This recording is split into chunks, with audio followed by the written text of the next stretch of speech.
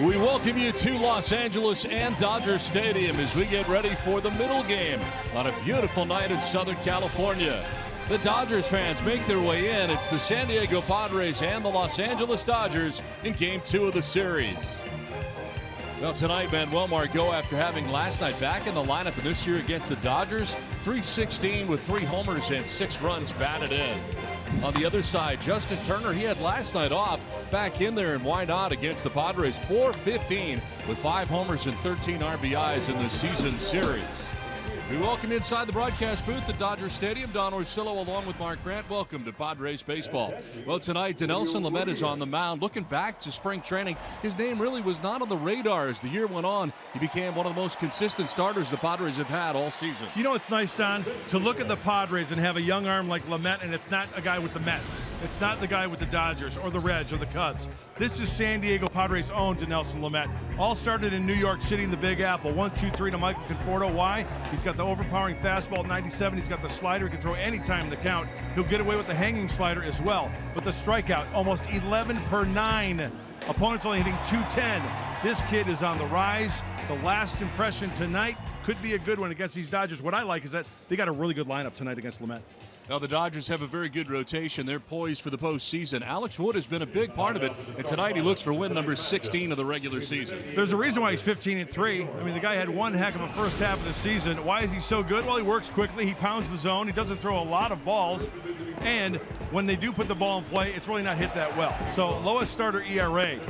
Yeah, Alex Wood is number 5 with those 4. That's great company. The winning percentage leads Major League Baseball. You know, early on, he was kind of like a 2-pitch pitcher, fastball, changeup. Rick Honeycutt, the pitching coach for the Dodgers, says, you know what? We need to utilize that curveball. It makes you a 3-pitch pitcher, and the curveball makes the fastball and the changeup even better pitches. Padres trying to bounce back after a difficult loss last night in Game 1 of the series. When we come back, more on Dinelson Lamet. What lies ahead for him in 2018? What will he work on? We'll find out. We return to L.A. Bob Scanlon will have some answers next on Fox Sports San Diego.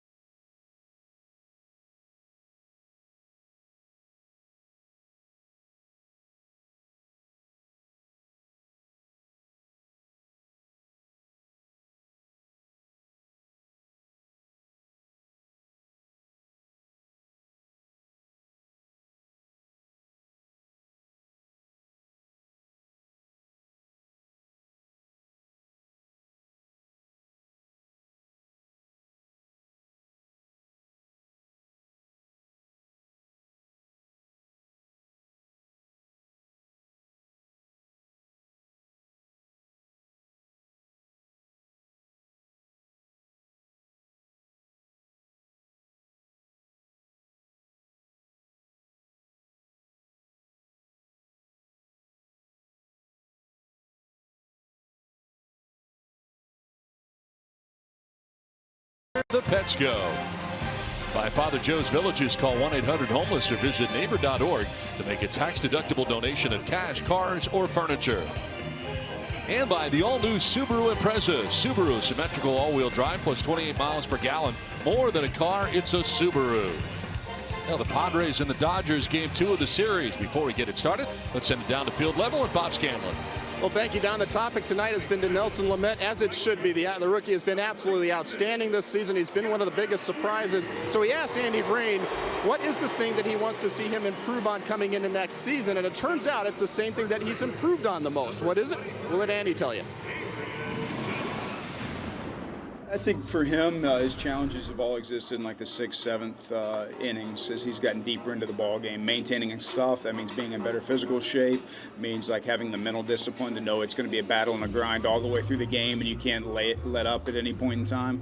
And I don't think he's like necessarily intended to let up at certain points in time, but you'll see his velo drop and then it'll get hit a little bit and it'll come back. So I just think for him, pitching through and deeper into ball games is a big challenge for him ahead. And I think he'll embrace it, and he's met every challenge up to now, so we're excited about it. It's all about the mental toughness. He was able to get through the minor leagues with his stuff, but he's having to use a little bit of more toughness here in the big leagues. He's working on it. He's improved, and Andy's looking forward to being even stronger next year. Right now, it's time to knock on wood. That's Alex Wood as the Padres try to take out the left-hander. They scored 4 off him last time. Dinelson Lamet, Alex Wood, Padres, Dodgers, first pitch coming up next right here on Fox Sports San Diego.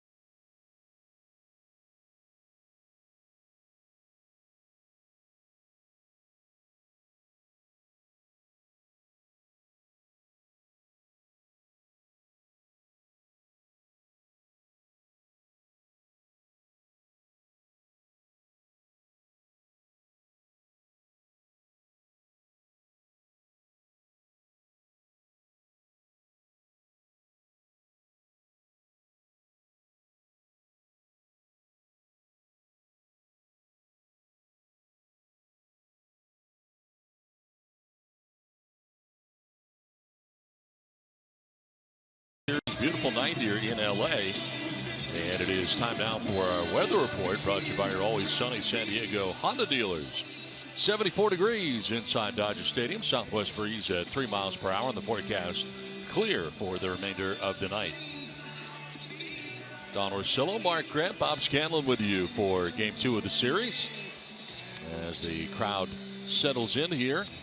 Andy Green's lineup tonight brought to you by Toyota, as Manuel Margot leading it off. Andy in center field, Christian Villanueva at third base. Will Myers at first base with Hunter Renfroe in right. Jan Hervis Solarte at second base. Jabari Blash in left field with Eric Ibar at short. Luis Torrens gets the start tonight. He bats 8th with Dinelson Lamet out of the 9th spot. Pitching tonight for the Padres, and on the mound for the Dodgers, having an incredible season, is Alex Wood. One heck of a season for the left-hander. His strength, the effective changeup. Opponents only hitting $156. and rarely doubles up with the fastball. 44% in the rest of his arsenal. I mentioned the curveball in our open. He's been incorporating that a little bit more. Rick Honeycutt, the pitching coach, says, hey, it'll make your pitches better. Well, Wood ready for the first pitch of the ball game. Swung on by Margot and popped up right side. Second baseman Chase Utley. A little stagger, but he handles out number one. Let's check out the Dodgers defensively tonight. A little different look with Andre Ethier getting the start in left field. 7th start in left this year for Ethier. Cody Bellinger in center. Yasiel Puig back in there in right. Justin Turner at third with Corey Seager at short. Chase Utley at second base. Adrian Gonzalez at first. And Yasmani Grandal doing the catching for Alex Wood. Christian Villanueva getting the start tonight. Came off the bench in last night's game, and he takes strike one. Villanueva's off to a good start in his major league career. 368 average. 3 home runs in his last 3 starts. And he dribbles one down the third baseline. Turner racing in. His throw on the run, but it'll be late, and reaching at first base is Villanueva. Infield hit. First baseman number 4, Will Myers.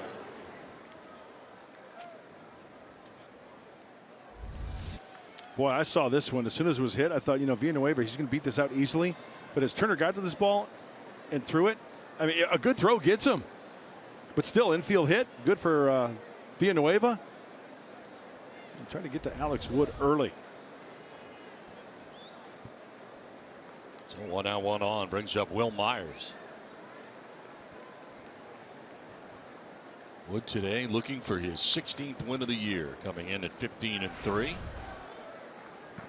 Myers looking for home run number 30 of the season here in the last few games of the regular season. Little check swing dribbler. Out is Grandal, the catcher, clears the runner and throws out Myers. Villanueva takes second base with 2 down in the inning. Let's take a look at the keys to the game, brought to you by your San Diego Honda dealers. Well, the first one focuses on the left-hander Alex Wood as he has a chat with Corey Seager. Good Wood off of Wood. It's going to be tough, though. Opponent's batting average only .213, and in 146 and 2/3 innings, 13 home runs. I mean, he's keeping the ball in the yard, so it's going to be a challenge. And no free outs for the Dodgers. No free passes. Lamet getting ready for his start. 2 down here in the inning, and Villanueva at second base brings up Hunter Renfroe.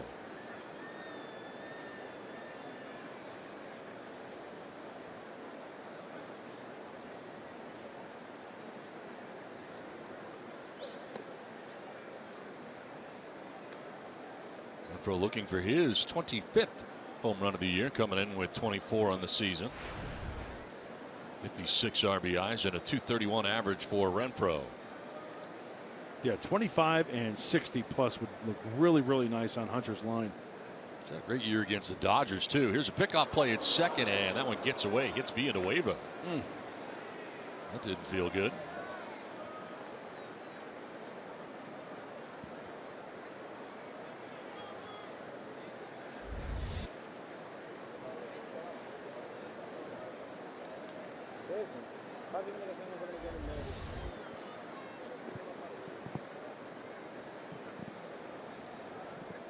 Renfroe hitting at .306 against the Dodgers this year with 6 doubles. One of his home runs off the Dodgers. And a little squibber back towards the mound. Wood will throw to first. And that will end the inning here in the first inning. Villanueva left at second. The Dodgers are coming up from Dodger Stadium.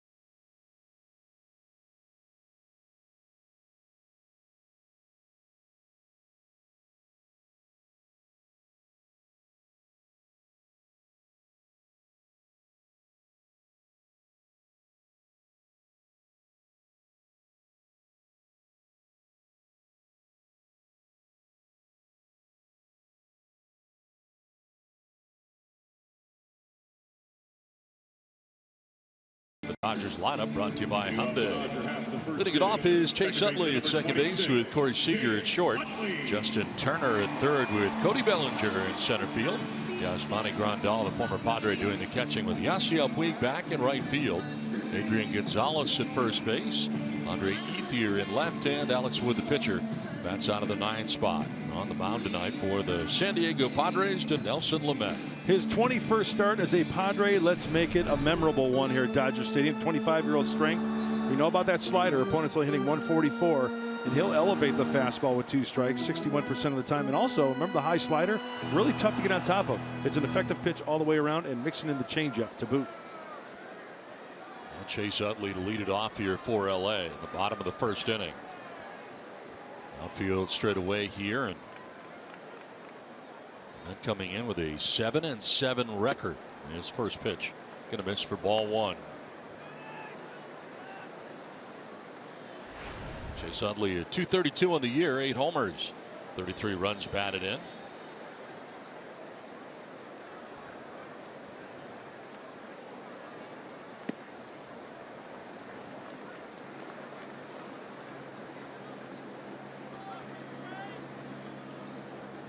Start number 21 for Lamet. 4.45 earned run average coming in.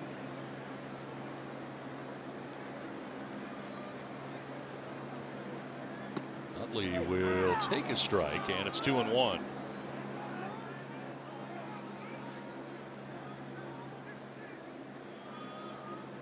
1,846 games played. 3rd among active players right now for Chase Utley. Spent, of course, the bulk of his career as a Philadelphia Philly. Each and every day that this guy has come to the ballpark, you know what you're going to get. I mean, to be a manager and have Chase Utley on your team, plays hard, you say what you want about him. This guy brings it every single day and plays hard, expecting to win. Not playing to win, expecting to win. He'll take ball 4, leadoff walk for Chase Utley. Let's check out the Padres defensively tonight, brought to you by Lincoln. Left to right in the outfield, it is Jabari Blash, Manuel Margot, and Hunter Renfroe. 3rd to 1st, Christian Villanueva, Eric Ibar, Jan Hervis Solarte, and Will Myers. And doing the catching, Luis Torrens, 195 2/3 innings without allowing an error. As the Padres catcher, of course, the Rule 5 draft pick for the Padres, one of 3 on the team this year, and getting a chance to start here tonight in Game 2. His 31st start behind the dish, so he's used to behind home plate. Corey Seager with a healthy hack there. 293, 20 homers, and 71 runs batted in.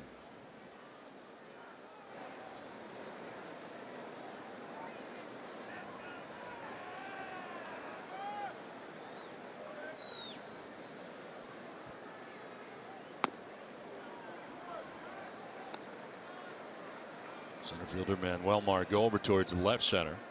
And Seager here, and deep in right is Renfroe. 33 average for Seager in August. September not quite as good. 172 in 19 games for him. He will take the strike. Well, early on to Seager, the slider, first pitch for a strike, and then backdoor in this one here. Hitters will give up on that pitch. See how kind of gave up on it towards the end there, and it catches the outside corner.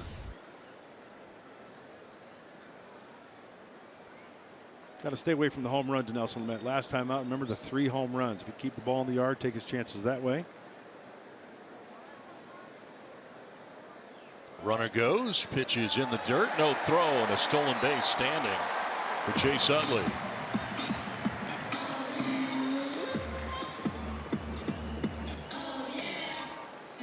Well, this Dodger team isn't known for stealing bases. They are 8th in the National League, and a little walking lead there for Utley. And you would think that they would test the Rule 5 kid behind the plate tonight. Torrens, high leg kick from Dinelson Lamet, and Utley doesn't even slide. So runner at second, nobody out. Seager with a count of 2-2. Utley in scoring position now.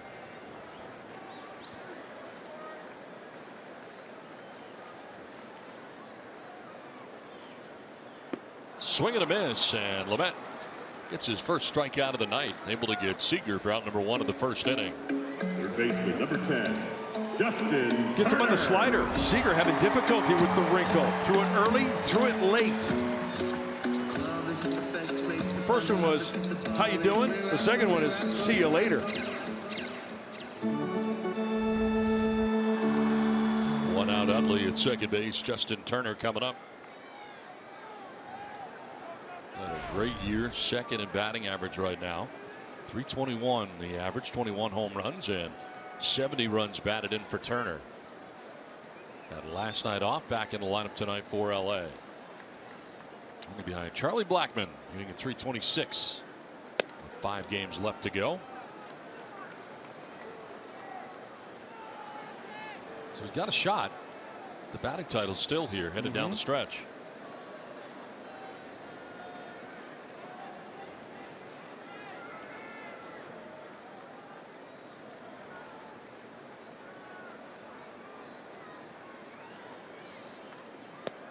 Breaking ball missing, or no, in there for a strike, beg your pardon. So a ball and a strike here to Turner with Cody Bellinger waiting on deck. Talking about the hot zone for Justin Turner from the pitcher's view. Look, you think he likes to, he's on top of the plate. But look, you think he likes to get extended, right? Down and in, can't get the hands through. So middle away, down and away. Good plate coverage because he's up on that dish. Think about a lot of the really good hitters across Major League Baseball, and a lot of them are middle in. They really want it middle in. He does not, because where he is in the box, it crowds him if it's middle in. Yeah, absolutely. And the hot chart proved that, especially the two-seamer from Lamet. Johnny, here's what you're talking about, right? Down and in, you can get him. Yep. And then the multiple, you know, middle away and down, he likes to cover that area because he's on top of the dish. But in here, not so much.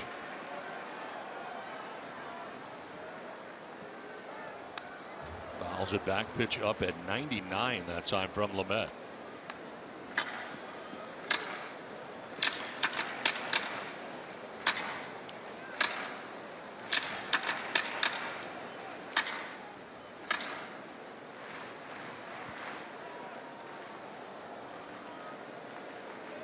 That gives you a bird's eye view straight over the top. Now watch when he gets set up, his hands.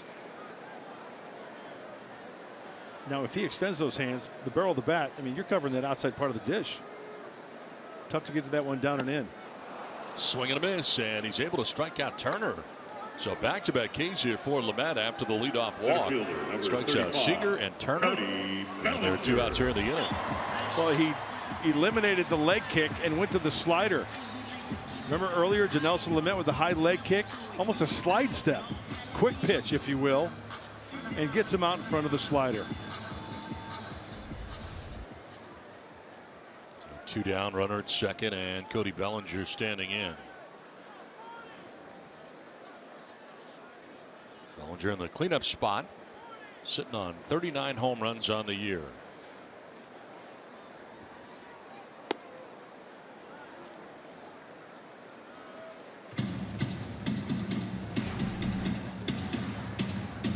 Four RBIs, 272 average for Bellinger.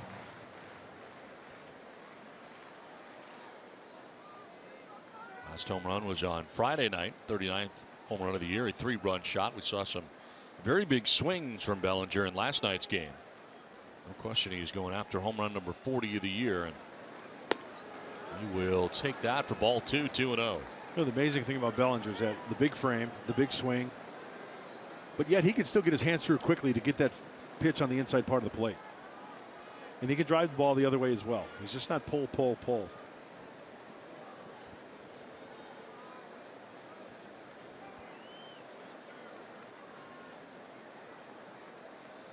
Chase Utley at second base with 2 down here in the first inning.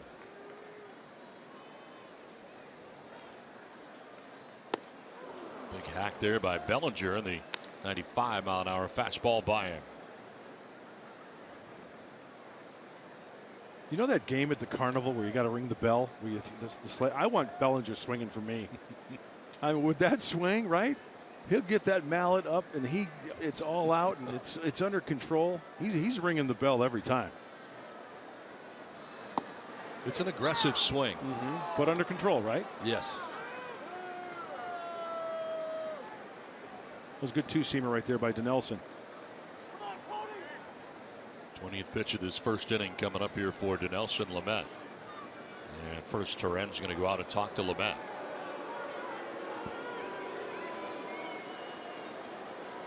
Looks like Lamet doing most of the talking.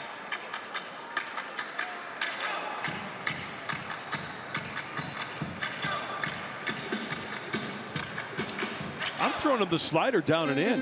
When in doubt. Yeah. That's a good call, Donnie, as we take a look at the usage. Fastball, slider, changeup. Fastball, slider, and the slider way up at 40%. I say down and in with the slider. There you go, and he strikes out Bellinger with it. 3 strikeouts in a row for Dinelson Lamet after the walk to begin the inning. And he does go to the slider to get Bellinger to pick up that 3rd K in the end of the first inning.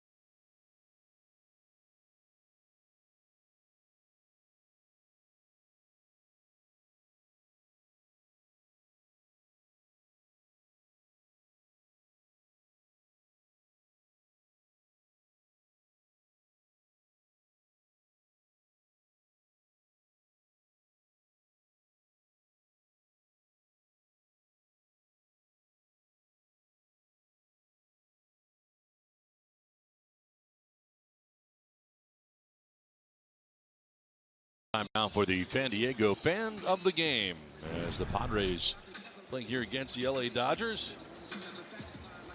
And some Padres fans making their way north here to Los Angeles to check out this game 2 of the series.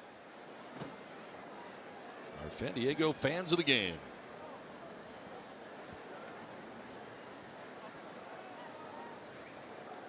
And Hervis Solarte going to lead it off here for the Padres in the 2nd inning. Solarte, Blash, and Ibar scheduled to face Alex Wood. Gave up a hit in the first, but that was it. Relatively quick and quiet.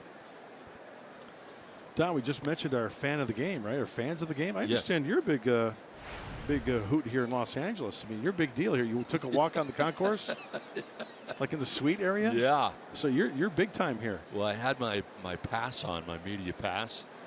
This one is lined and caught at 3rd by Justin Turner. Well, this is a hang with him for Hervis Solarte. It's a breaking ball. He's out in front of it, and Justin Turner just happens to be there to squeeze it for the out. Nothing but frustration there for Solarte. 1 down, and it'll bring up Jabari Blash. You're very popular here. Yeah. So I was going out to figure out where where one of the parking lots is for tomorrow night. So I want to walk around down the concourse area down here to figure out where it is and how I can find that parking area. And so I was out there for a little while. Fans were coming in, and because I had my pass on, I guess I looked like a Dodger official or some sort of usher, because I was asked by 3 different groups where their tickets were. Where's my seats? Where's my seats? One guy stuck his tickets right in my stomach and said, "Where's this?" That's funny. I said, I really don't know, sir. I'm sorry. He didn't believe me. You know, I guess I looked official. Oh, that's So it was funny. like I wasn't telling him where his tickets are. Really? Right, right. I would if I could. I don't know where they are. Where Petco, I could tell you where they are. One out here in the second. And Blash waits on a 1-1. That happened to be in Arizona, too. You're a popular guy. I'm big in the NL West. You have that look about you that people will approach you without I guess. worrying about it. I Confident. guess I say, "Hi, where are you sitting?" I give off that vibe. Swing and a miss, and it's 2-2. There's that changeup from Wood. Righties, lefties alike. It's got good movement to it. That one's about 85. He'll touch about 92, 93 on the fastball. There's a breaking ball there. Full count now with 1 down, 3 in a row. Retired by Wood after the infield hit by Christian Villanueva. Oh, that's a shocker. We've got a beach ball in the field, center field. Won't be the first. Actually, it will be the first. It won't be the last. Right.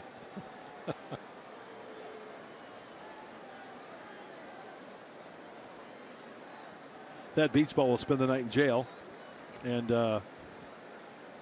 get read the riot act. Can't go on the field during a game.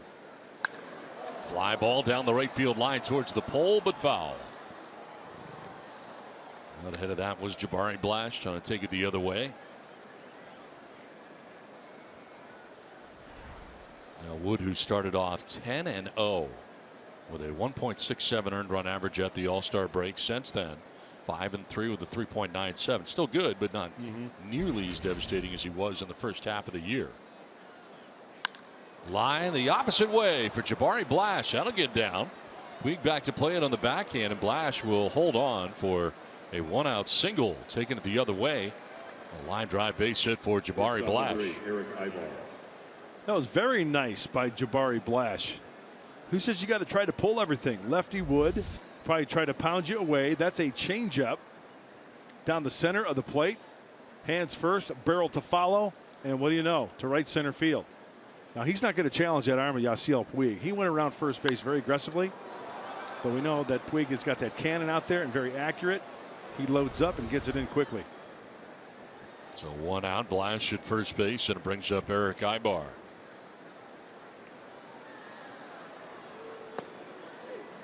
And there for strike 1. Ibar at shortstop. That's out of the 7 spot for the Padres tonight.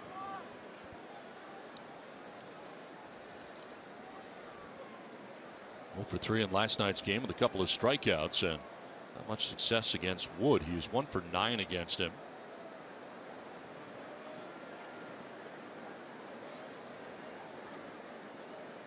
The one part, though, of the 1 for 9 is a home run. Nice.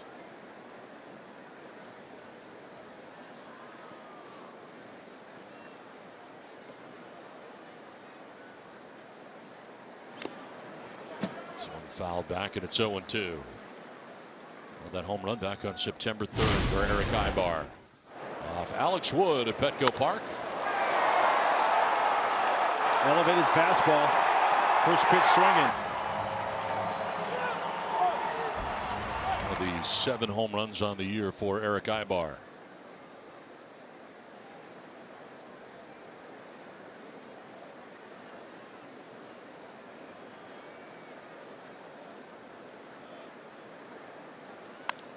Popped up.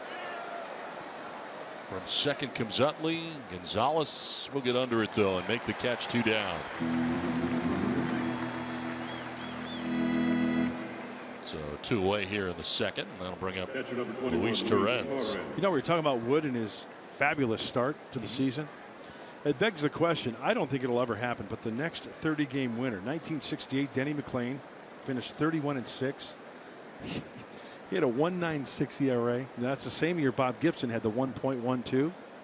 It just goes to show you this day and age how tough it is to win 30 games. I mean, 20 games. Clayton Kershaw sitting at 18 wins. That leads the National League. remember Randy Jones back in 1976 was flirting with the possibility of winning 30 games at the All-Star break. Had, I think, over 15 wins. He was on a tear that season. American League leader Corey Kluber with 18 wins. So yeah, 18 right now is the tops in the American and National Leagues as we speak. It's a long way from 30. Sure is. Seems to be trending in the other direction. He won 22 games, RJ did, the left-hander in 76, 22 and 14.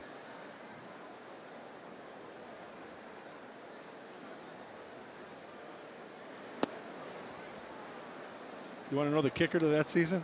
What do you got? He had 25 complete games. 25. That's unbelievable. That's great. Finished with a 2.74 ERA. He started 40 games. Is that his Cy Young year? Yes, 76.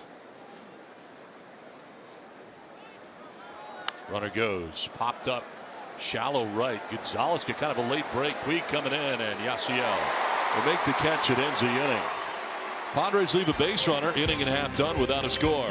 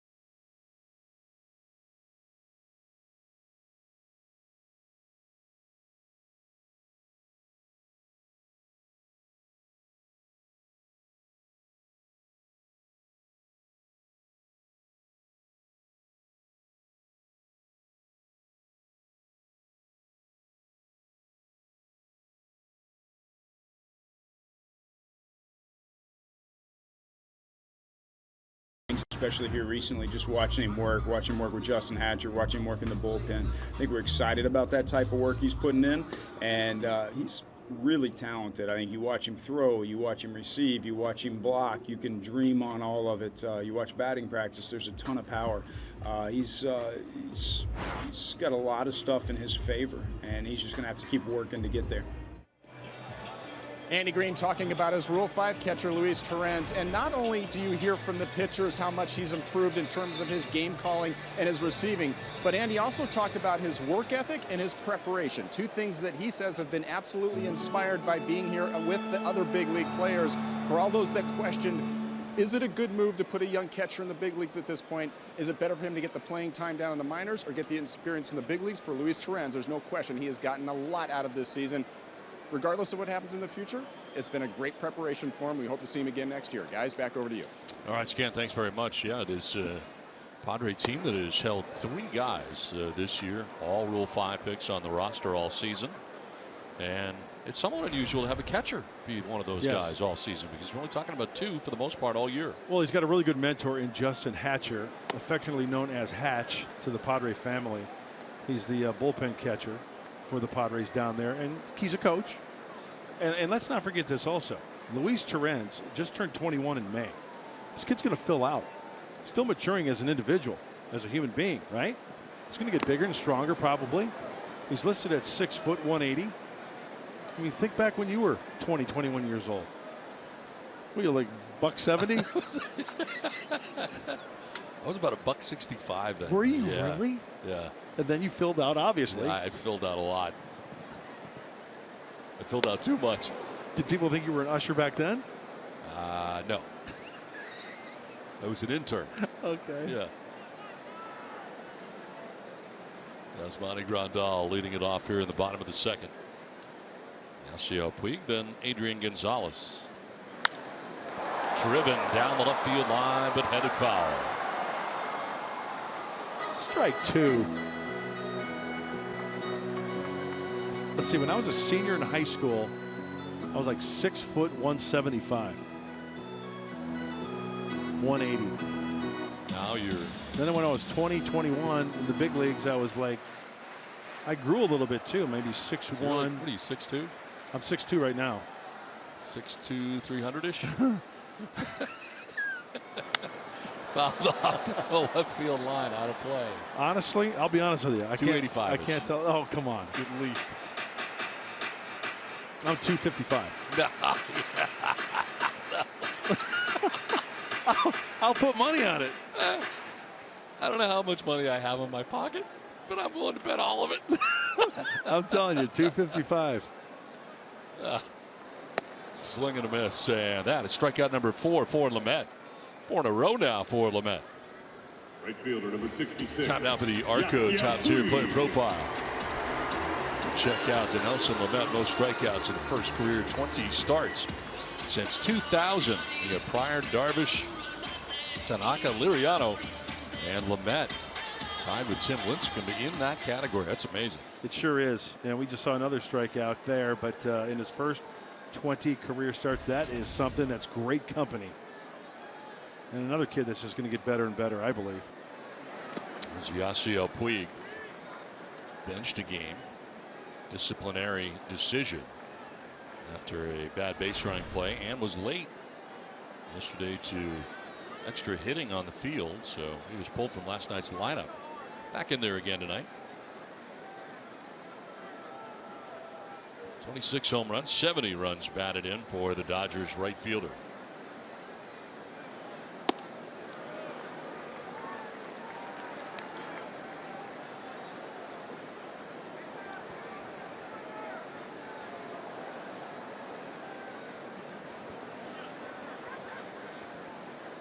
Pitch coming up for Lamet.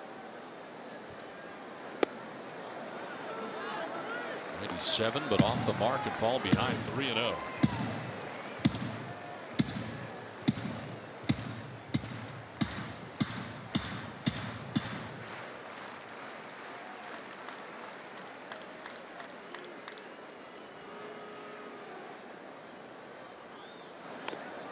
Puig with a check swing. 3-1. He's got the green light. 3-0. I'm sure he did.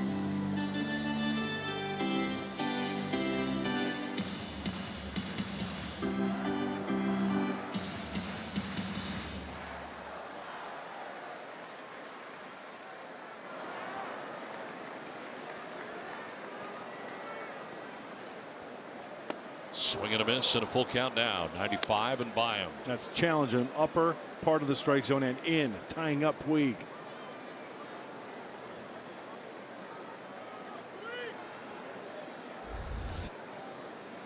Luis wanted it down and away. It leaked at 95 up and in. Couldn't get extended. Good run though, huh? Yes.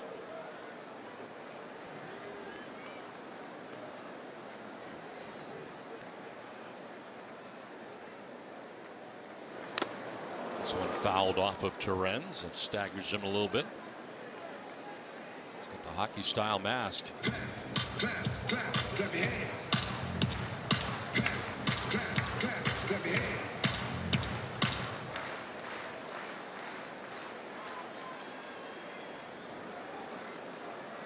4 in a row retired by Lamet. All down by way of the K. Now a drive to deep right center field. Margot going back onto the track to make the catch in front of the wall. So Puig gives it right out there to deep right center. First baseman He's number out number 2. 23, Adrian Gonzalez. Slider down the middle, and you see Puig just pull off it a little bit. Is this down near the end of the bat, off the sweet spot? Or no, it's down a little bit more towards the label, it looked like there. Got underneath it just a little bit too much, and some communication and a two-handed grab by Manuel.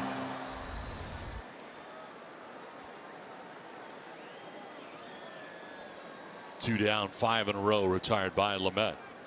And it brings up Adrian Gonzalez. Padres into a shift on the right side of the infield as Gonzalez will take strike one.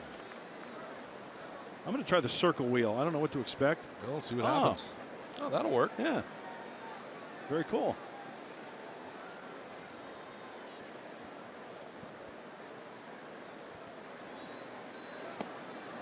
Late swing by Gonzalez, 0-2. Want to see some arrows? Looks like got a lot of options on this telestrator. See where the big gap is in center field? Yep. That's good. Look at Adrian's season numbers. You're not the director, you know. See, there's that gap. Yeah. Got numbers, wheels, arrows. Driven to deep right field. Back goes Renfroe over his head and off the wall. Renfroe throws to second base. It's off the mark. And into second with a double goes Adrian Gonzalez.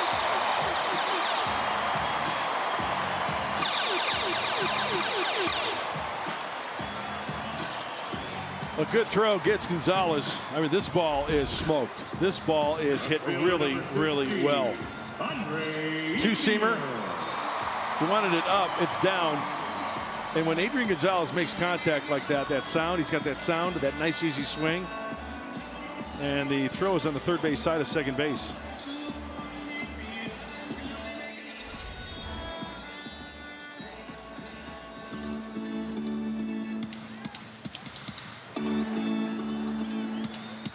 So that double brings up a string of 5 in a row, retired by Lamet, and gives Andre Ethier now a chance. And we're going to have the intentional walk here at the no pitch count.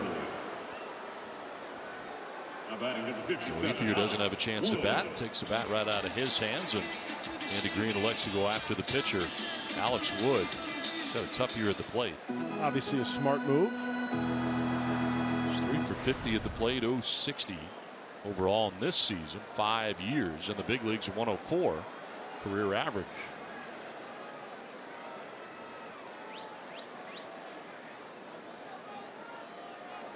Drops the bunt down, but foul.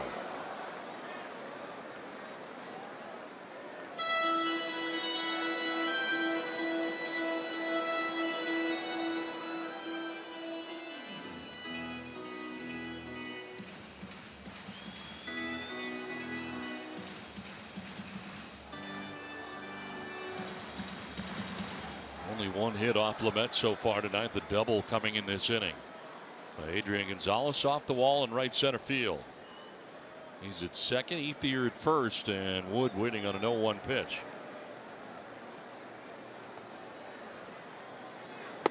Swing and a miss at the high fastball at 95.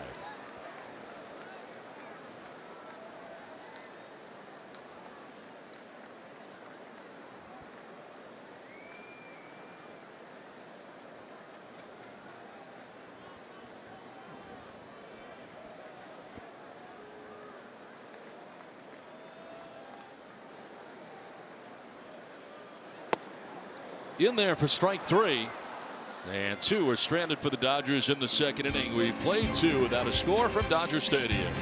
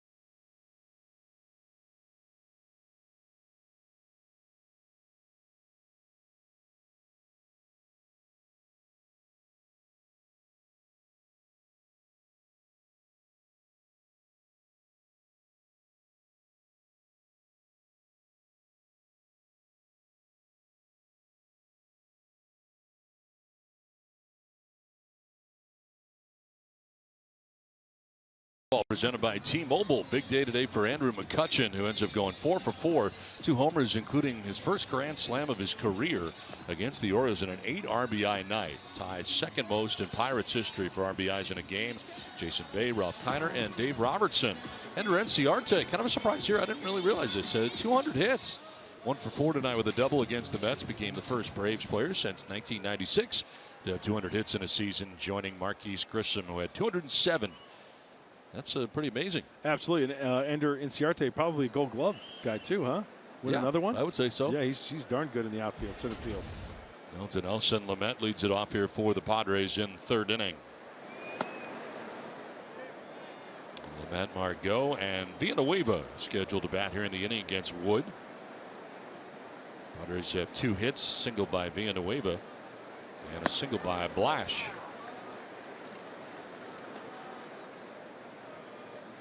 3 for 33 at the plate this year is Lamet. 091 the average. No homers, no runs batted in.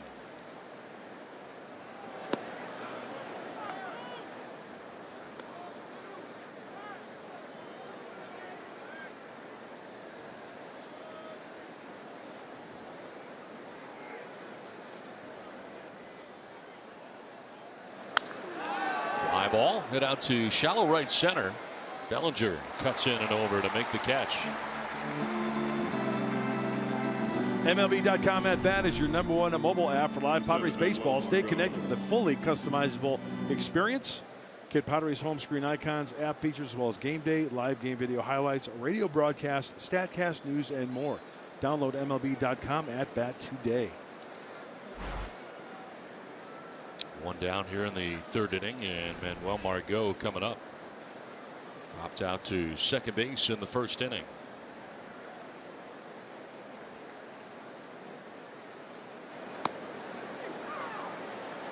Getting ready for your big radio debut over the weekend. You had said to me at one point that you would use a stick mic if you ever did radio. Are you going to use stick mic this weekend? No, I'm going to conform with just my regular headsets.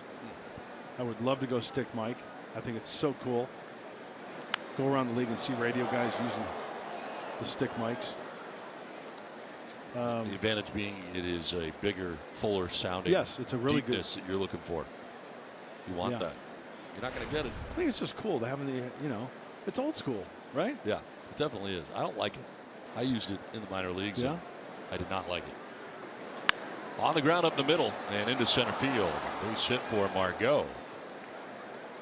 3rd hit of the night for the Padres. Let's time now for the tools of the trade, brought to you by Ram Trucks. Christian Villanueva. We talk about home runs. Well, what does he like to hit in the time he's been in the big leagues? How about the slider off speed? But look at where it's at. He gets extended, outer half of the plate. Changeup off speed, outer half. Do we have a theme here? How about this one? A changeup, down a little bit more, but gets extended. He's got pull power. He likes to get that bat out in front. And he's been fun to watch. Great start to his major league career. 3 homers in the last 3 starts. 400 overall in the year now. The single in the 1st inning. One of the 3 Padres hits in this game.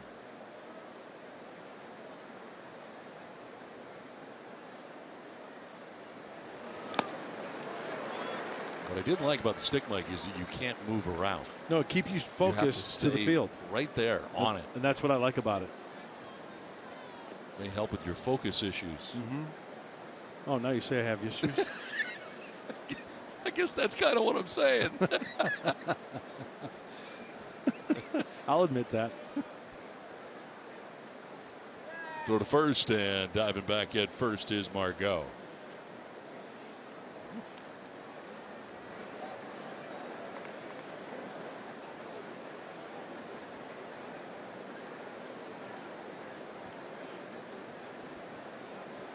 Center fielder Cody Bellinger over towards left center, step or two.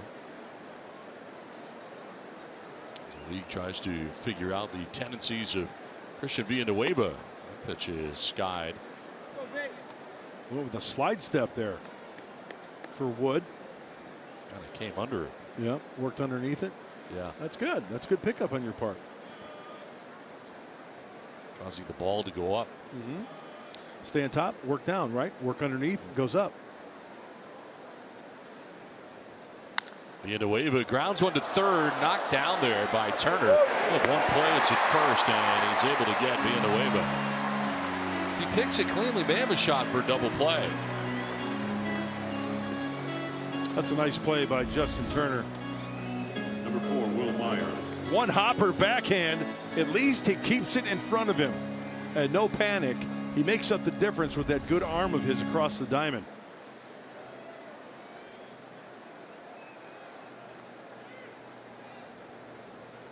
So 2 down. Margot at second base in scoring position and brings up Will Myers. Will hit a little number in front of the plate in the first inning and was retired 2-3 by Yasmani Grandal.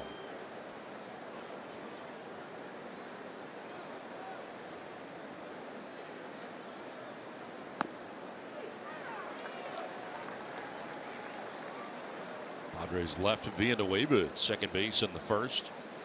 Left Lash at first in the second, and now have Margot at second base with 2 down here in the third. Let's see if he off speeds Will Myers a lot here. First pitch off speed to the power hitting right hander.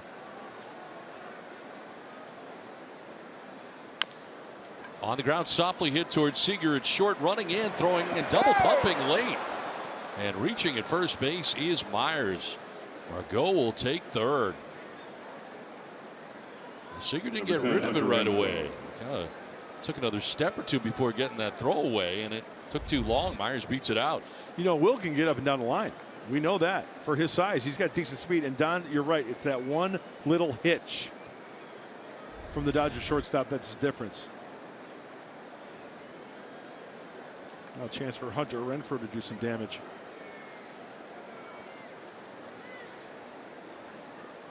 First and third, 2 down, a base hit for Myers. Now 4 hits in the game for San Diego. Padres out hitting the Dodgers right now, 4-1.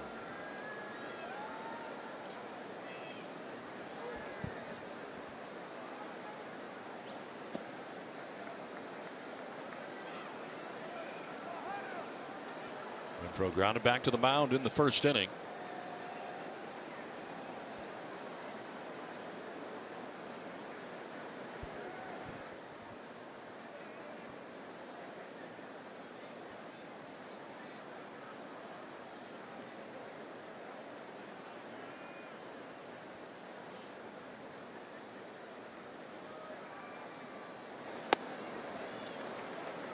Two and 0.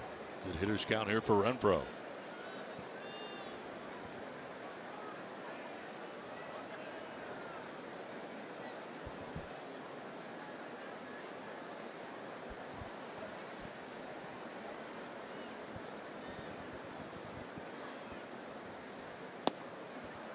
Drops down a little bit low. 3-0. 50 extra base hits this year for Hunter Renfroe. Third most of all National League rookies in that category. That's for spending a couple weeks at AAA El Paso.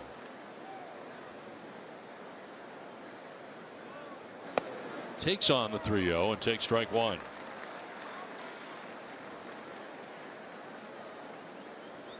Renfroe batting with Margot at third, Myers at first.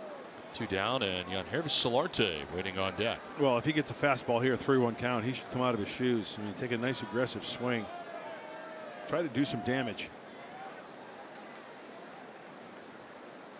But Wood, on the other hand, he won't be afraid to throw the changeup.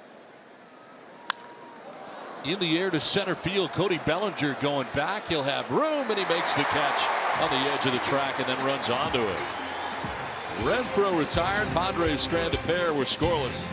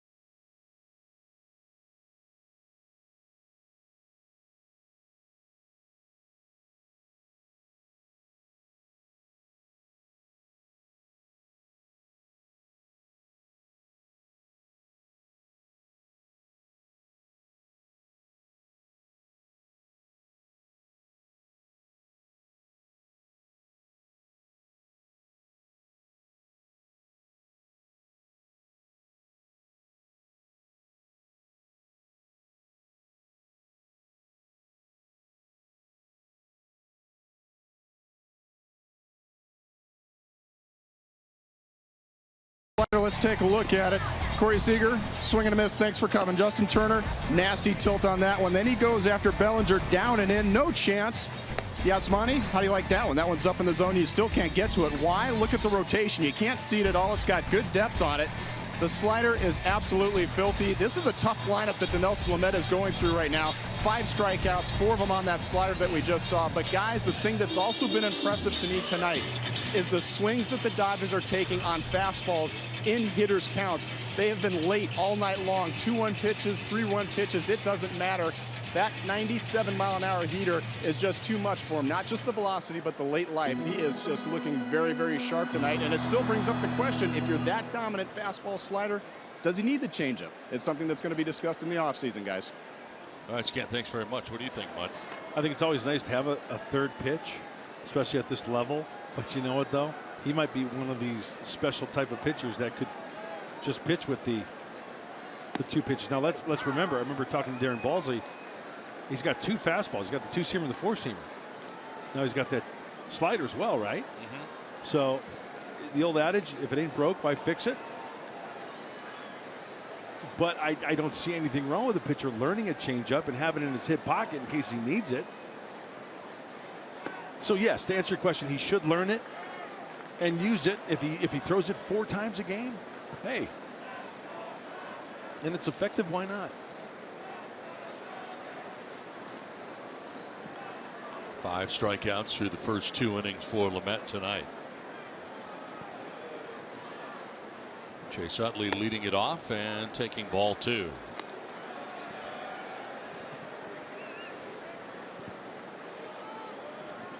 Utley, Seager, Turner expected here in the bottom of the 3rd.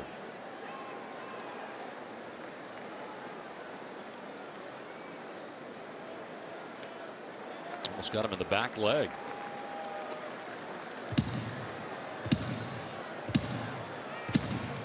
Well, this is one of those fastball counts that Bob Scanlon was talking about. Let's see if, in fact, Dinelson does challenge him with the fastball. And if Utley offers, is he going to be late?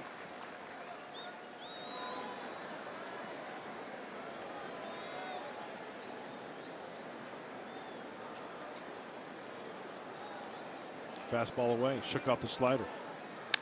And it's lined into right center for a base hit. Renfroe cuts it off. Utley will remain at first. It's a leadoff single. It starts the bottom of the 3rd inning for LA. Chase Utley always puts together a good at bat. This is 95, and Chase Utley turns it around. He's looking for it. He got it. Nice controlled swing. And the good thing for Dinelson is it's a single. Keeps the double play in order.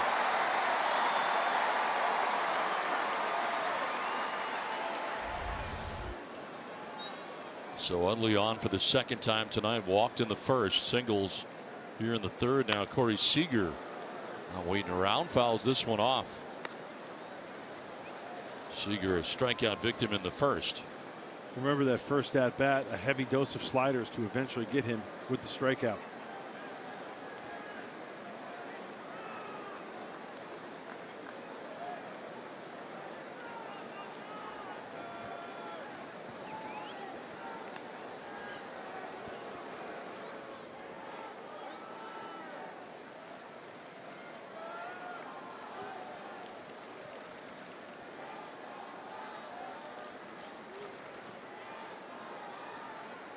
Second time in 3 innings the Dodgers have had the lead runner on.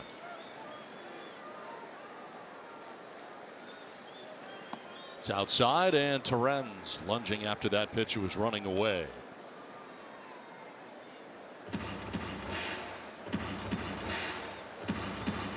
Well, you might be asking yourself, how many times has Corey Seager grounded into a double play? Don, I know you're thinking that. And the answer is 13. It's quite a few. Puig leads the Dodgers with 21.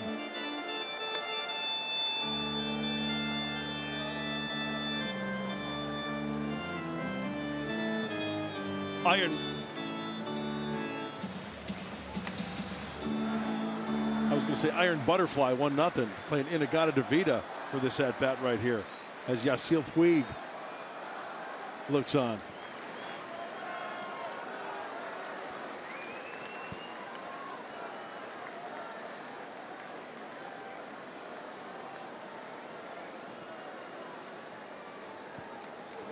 Got to throw him another slider here, don't you? Throw to first, and back to the bag is Utley.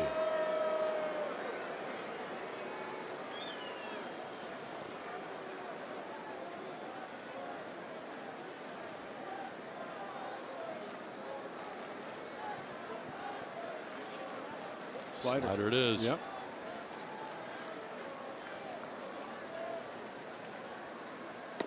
Seager takes it. Kind of a check swing. Did he go? No. James Hoy, third base umpire, says no. Our booth umpire, what do you think? You know, from that angle, it did not look like he went. I mean, he definitely offered at it, but did his bat cross the plate or get even with the infield? Really tough to tell.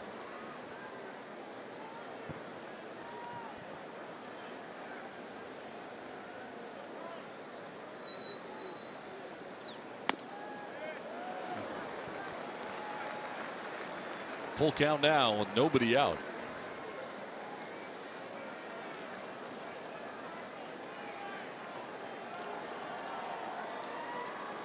Chase Utley stole a base in the first inning. See if Dave Roberts gets him started here at first with a 3-2 pitch coming up to Corey Seager. Nobody out. Last of the third, scoreless game. Not going, and that's ball 4. Third walk allowed by Dinelson Lamet. First 2 have reached, and you got Justin Turner coming up. Well, he is one of many good third basemen across the National League. Nolan Arenado, we just saw. Jake Lamb, Anthony Rendon, who does not get as much pub as maybe some of the others. And Travis Shaw, coming to the National League this year, has opened some eyes, no question, with his 31 home runs, 99 RBIs. In his first year with the Brewers. Very good third baseman. I think Nolan Arenado is your valedictorian when you look at that list, but still, you really can't go wrong with those 5 players. Those other 4, I should say. Justin Turner already making a good play tonight. Rendon, I really like him. I mean, with the bat and with the leather with the Nationals. Turner struck out swinging in the first inning, 0 for 1.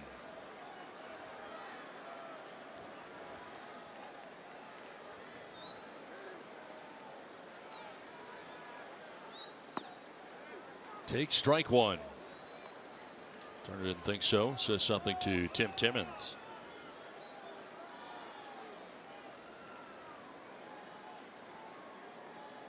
Utley singled. Seager walked. First 2 reach here for LA in the third inning against Lamet.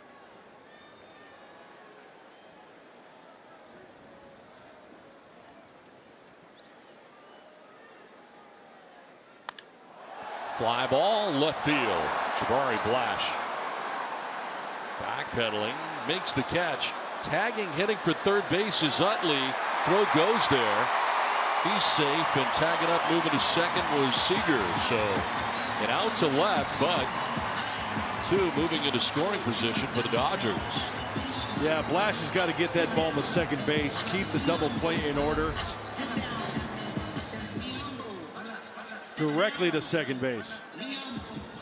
No way they're going to get Utley. So now second and third, 1 out. And Cody Bellinger coming up. I think you got to know that right when that ball is in the air. A mistake by Blash. Bellinger struck out swinging in the first inning. One of 3 strikeouts in the first for Lamet.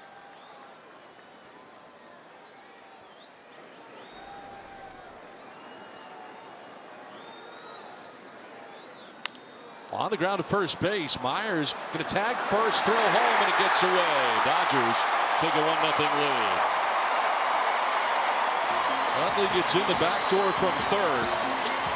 They do get Bellinger at first, 2 down. I think Will Myers did everything he could. It was placed perfectly on the run. But as soon as that ball was hit, Chase Utley was on his horse. He is going. His head is down. Oh, did he go for Torrens again?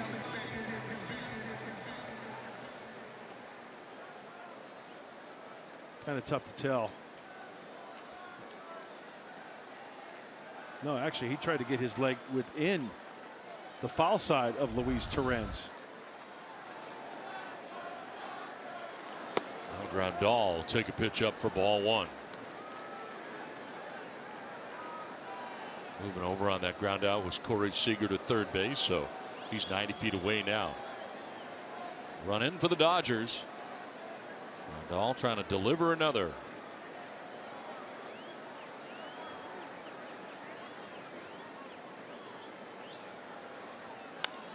Popped up. Myers, the first baseman. Will makes the catch. It ends the inning, but a run for LA. Dodgers take a 1-0 lead to the fourth inning.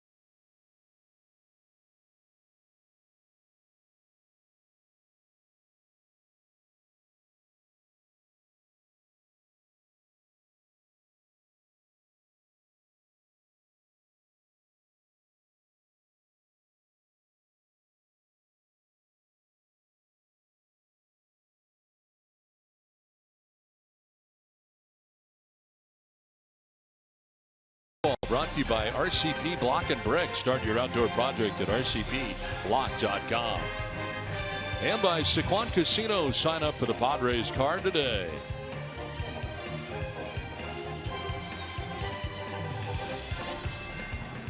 Coming up for the Padres here, trailing 1-0.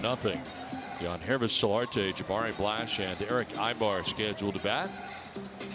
Solarte 0-for-1 of the ball game and getting ready to face Alex Wood for the second time in tonight's game. Wood now has a run with which to work.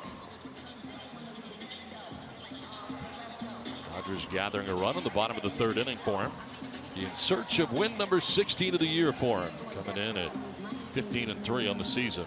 It's amazing with some good defense, some offense, and of course that run that the Dodgers were on before they hit that 1-16 skid. But tell you what, these Dodger pitchers were taking that ball once every 5 days, getting a lot of offense.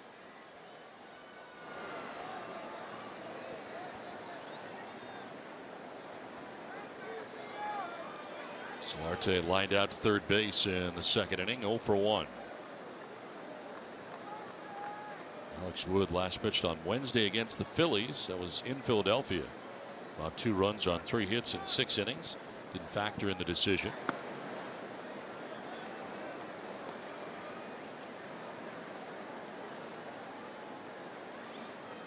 Eleven starts at home for him this year, and he's 7-2 here at Dodger Stadium with a 3.48 earned run average.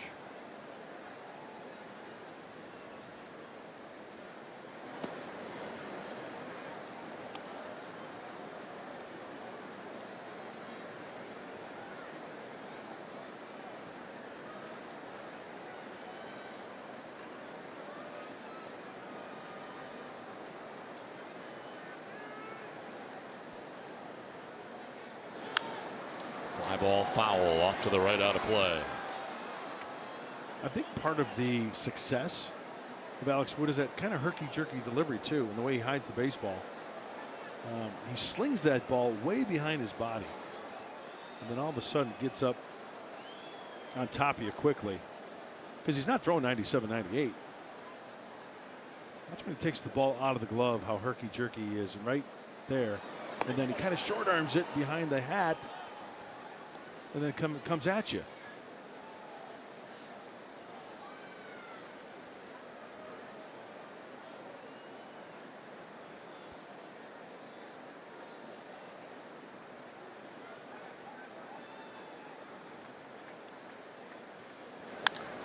Chop foul outside of third.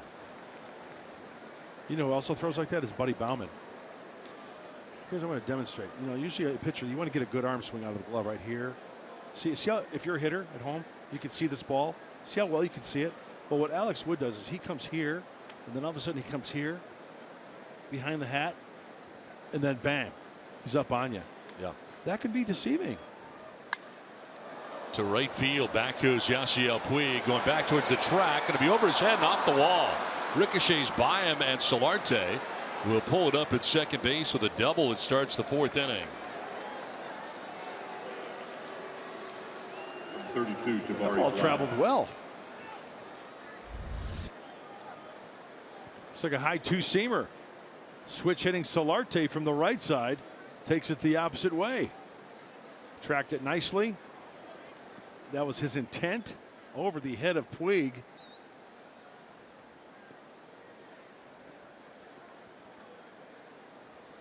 Chance for the Padres to even the score.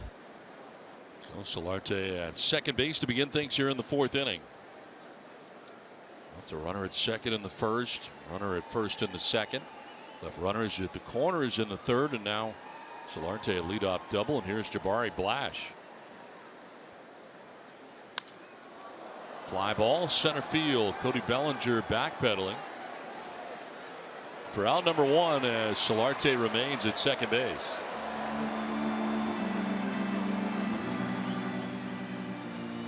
Hey, Bellinger showing off a pretty good arm there in center field.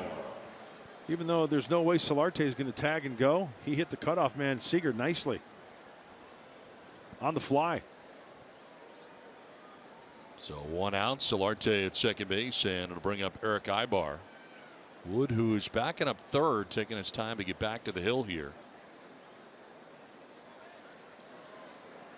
Ibar's second look at Alex Wood. He popped out to first base in the second inning, 0 for 1.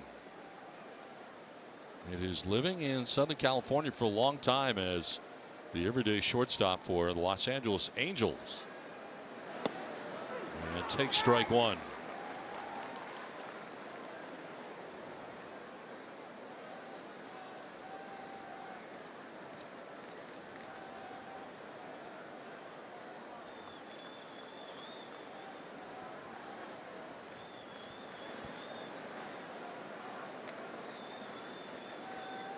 Bluff off the backside. No throw.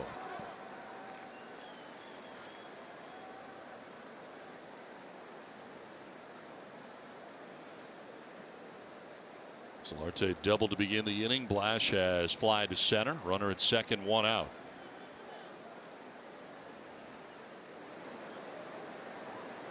Solarte doing some dancing out there as pitch will miss. He most certainly was. He's got some happy feet out there.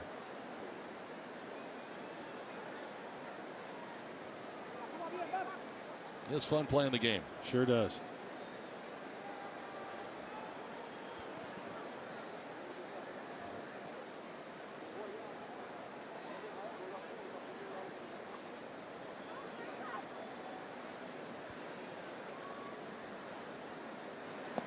In the dirt and scooped up by Grandal.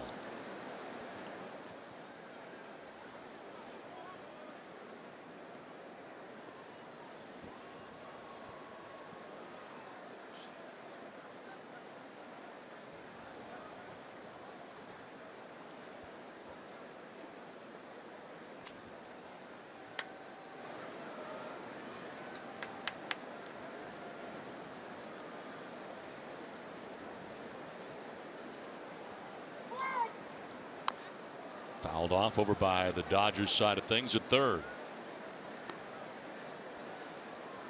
They're housed on the third base side. Padres on the first base side. As you might have guessed.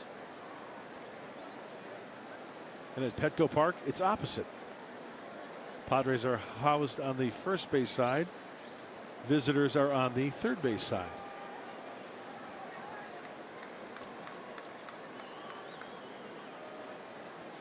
Visiting team here at Dodger Stadium's on the first base side. That's what I meant. 2-2 pitch in the dirt. That's what I meant. Yeah, it's a full count now. Home dugout at Petco's first base. Here's the visitors. Can you name the parks where? Because usually the home team is on the first base side. There's too many teams to go over though. Like the Cubs are on that side. Toronto's on that side.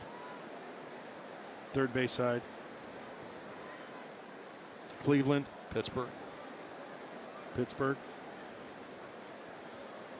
Payoff pitch to center. Bellinger going back. He will have room again. He's been busy out there. 2 down. The Red Cross depends on financial donations to be able to provide disaster relief immediately. Help people affected by Hurricanes Harvey and Irma by visiting redcross.org or texting the word Red Cross to 90999 to make a $10 donation. Intentional walk here of the no pitch kind to Luis Torrens. First walk allowed by Alex Wood. And it is of the intentional variety. So like the Padres walked Andre Ethier to get to the Dodgers pitcher Alex Wood. Dodgers doing the same, walking Torrens to get to Nelson Lamet. The ground one, and Wood plants and throws to throw out Lamet and end the inning. Padres strand 2 more. They have left 6 men on. It's 1-0 Dodgers.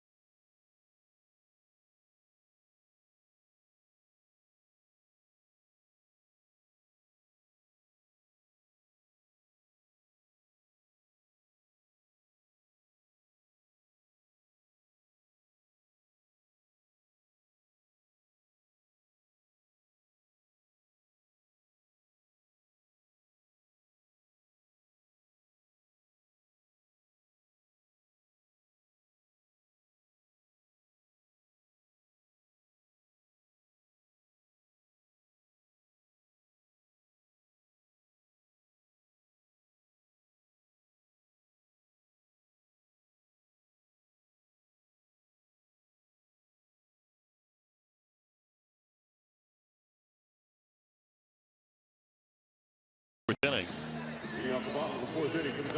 And tonight the Dodgers, after getting their 100th win last year, with a win would be assured home field advantage through the National League Championship Series.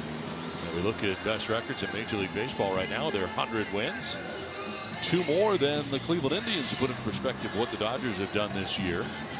Astros with 96, Nationals with 95, and currently right now the Red Sox with 91 as far as best records go. And home field advantage certainly a very big deal. Oh, I think it's huge. I mean, you look at any sport. If there's a game 7, there is no guarantee, but if there's a game 7, percentages lean towards the home team. And here's a little history of best records. Yeah, what do best records mean during the regular season? Last 5 years will have been a championship for the Cubs last year. The Cardinals lost the National League Division Series after a 100-win season in 15. The Angels lost the ALDS in 14 with 98 wins. Red Sox winning it all in 2013 with their 97, and Nationals checking out in that first round at the time, NLDS in 12. And remember, Cleveland had home field advantage in the World Series last year. It went down to a Game 7 where the Cubs were victorious.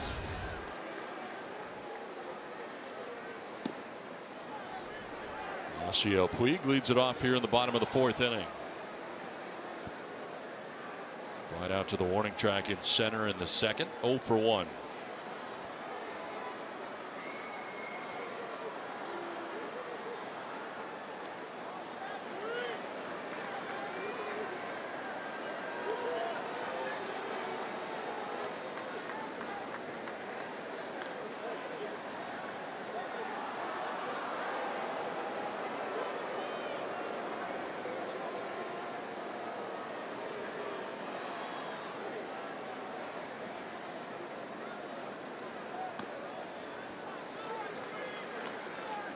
Nothing like a Game 7, though, huh, Donnie? No, nothing like it at all. It's incredible. Got the chance to do a couple of Game 5s in the DSs. Those are always fun. Oh, the DSs? Yeah. Division series. Yeah. On the ground into left center field. Puig thinking 2. Throw is going there, but it's very wild, and it is backed up. But to second goes Puig to start things here in the 4th inning. Another Dodger double. Just goes to show you how important it is to have good defense in the outfield, not only to get to a baseball, but make an accurate throw. Puig was thinking 2 the whole way out of the box.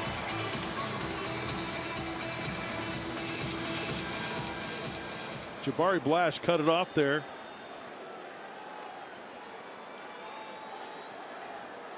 And a stand-up double for Puig.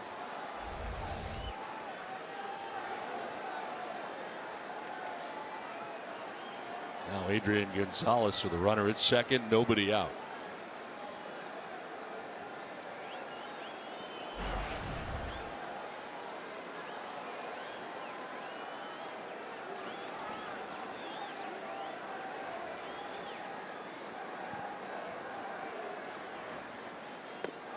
Very late swing.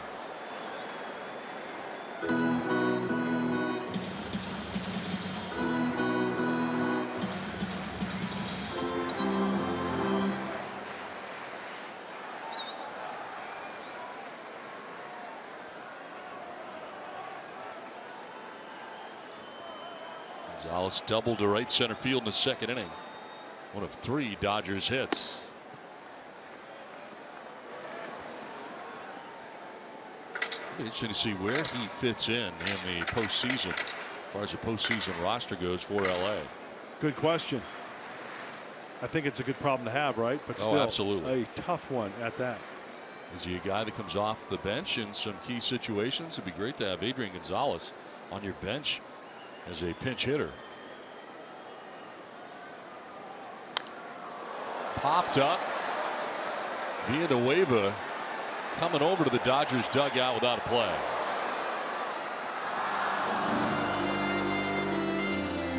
Luis Torrens there as well, but neither had a chance.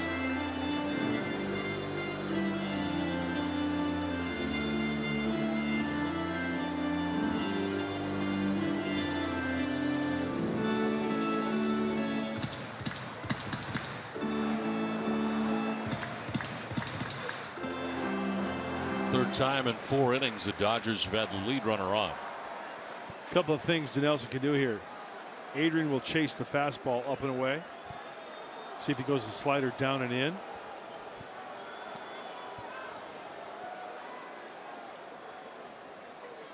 See how far he stands off the plate in contrast to a guy like Bellinger. Which makes the slider down and in dangerous. He goes to the fastball and strikes him out. 98-mile-an-hour fastball, and Gonzalez was late. Strikeout number 6 for Dinelson Lamet.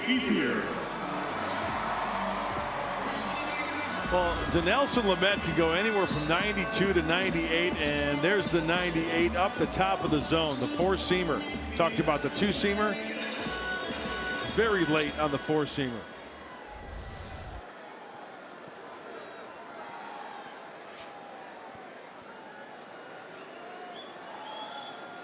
One out runner at second. Andre Ethier, the batter.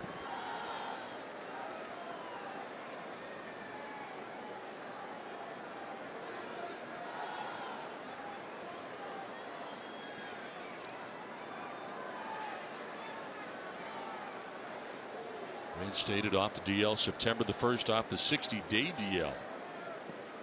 And a herniated disc. To make his season debut until September the 1st. Fouls it off to the left out of play.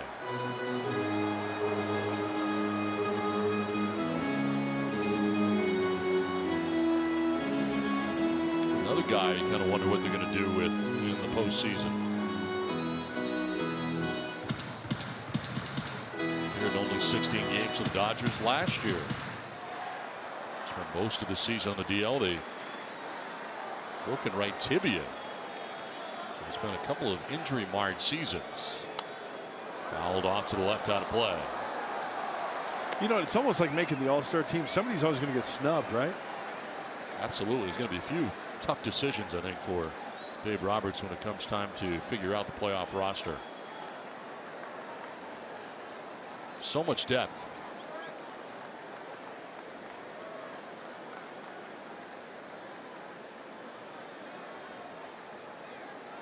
It's funny though, you think about it. I think about Dave Robertson. I think of 2004, and he was a key guy coming off the bench. Arguably the most famous stolen base in ALCS history, maybe postseason history. And he was on that team, on that roster for that sole reason, for that one stolen base they may need.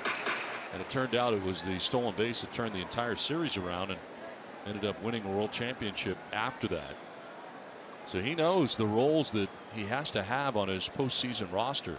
Guys to fill those spots, the key pinch hitters. A guy who can steal you a base when you need it. Swinging a miss here and striking out is Andre Ethier. 7 strikeouts for Lamet. Number 57, Alex Wood. Oh, there's the slider. As you mentioned earlier, Don, when in doubt, go to the slider.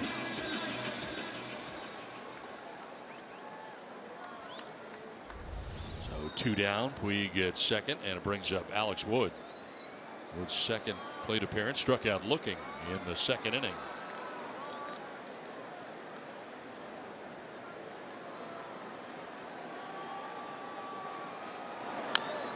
To third, Villanueva throws out Wood and ends the inning. So leadoff double goes nowhere. Puig left at second base. 1-0 Dodgers.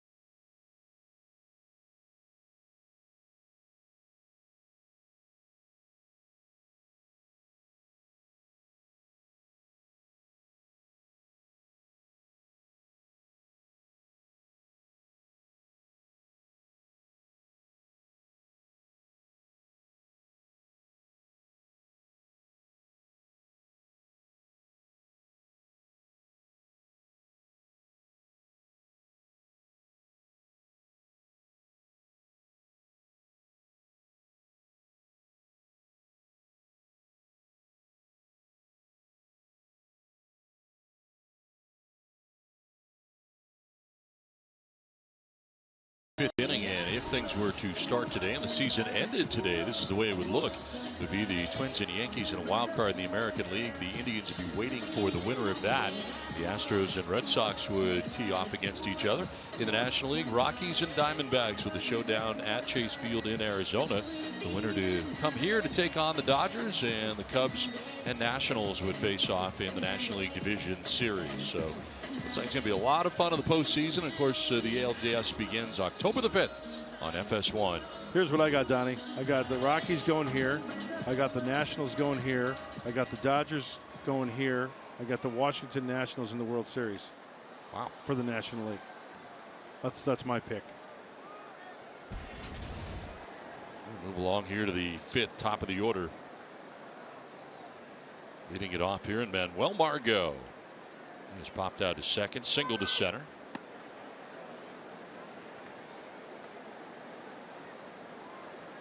Padres out hitting the Dodgers 5-3.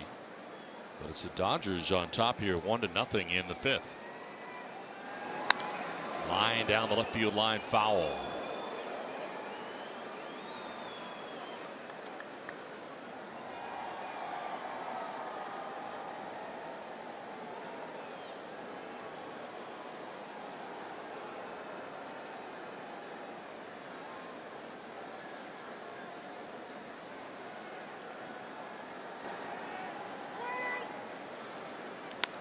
On the ground to short, Corey Seager goes off balance, but in time to retire Margot. One out here in the 5th inning. Third baseman Christian Villanueva. It's up Christian Villanueva. Have you made a pick in the World Series? I know it's fun to always, to see brackets. I really haven't. No? I think once you get to the postseason, anything can happen. Absolutely. I think it makes it so difficult. I think you throw out the regular season completely. Yep. I think. I agree with you. Because anything can happen especially in the wild card game, one game. That's unbelievable. First of all, start there.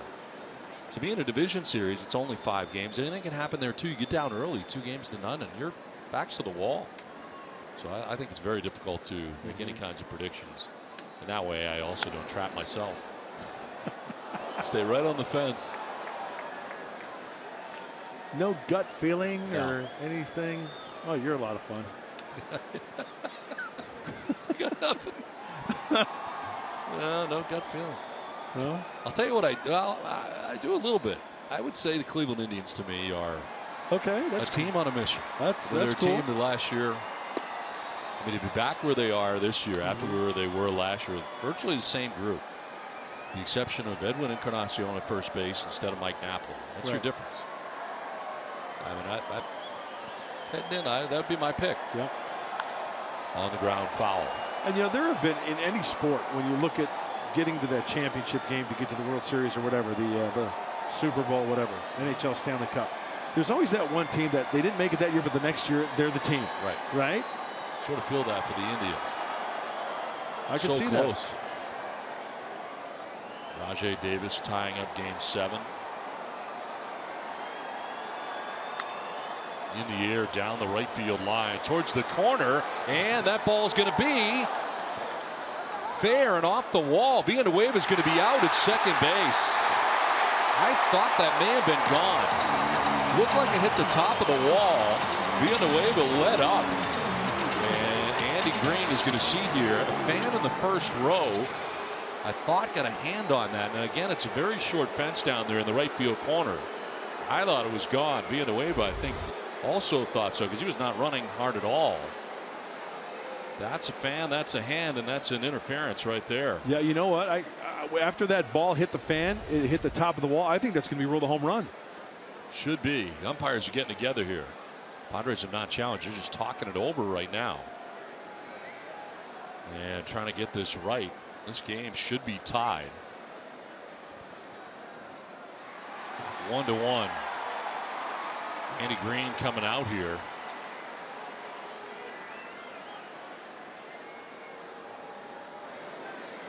This is something he could challenge.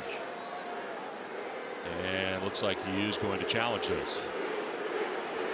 Umpires got together. They were sticking with their call. Now they're going to check with New York and check out the Play is video. under review. Officially under review. I think it's a home run. I think so too.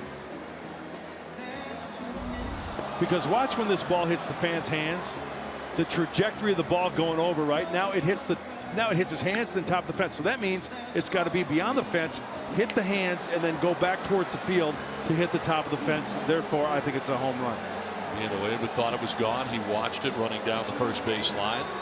He saw the fan touch it. So he's like, what's going on here? And we'll see if New York agrees. Ball on the field, but it was not a home run. Under crew chief review. Crew chief review here.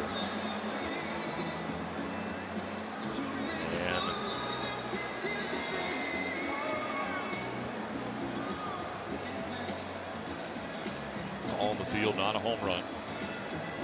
And as it would stand right now, it would be a single thrown out at second base. I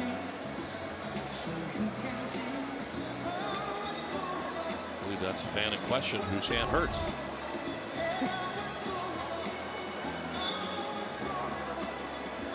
I don't believe he reached over. Do you think he reached over? I don't think he did either. Because it went off his hand and then off the top of the wall, which makes me believe it was behind the wall.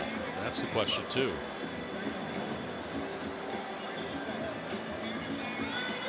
Because if he's leaning over the wall and he touches it, then it's fan interference. Right. If they deem it's behind the wall, then it's a home run. Let's see what they got here. Fan interference and a home run. So it touched the fan and it's gone. Villanueva will touch them all. This game's tied 1-1. This fan will be departing.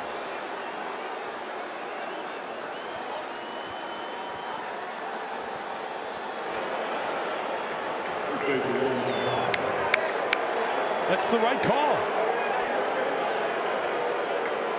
A little anticlimactic, but hey. Yep, take it. Absolutely. 4 home runs now for Christian Villanueva.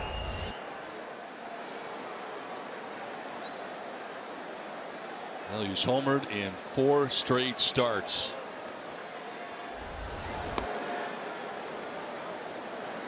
Game tied 1-1.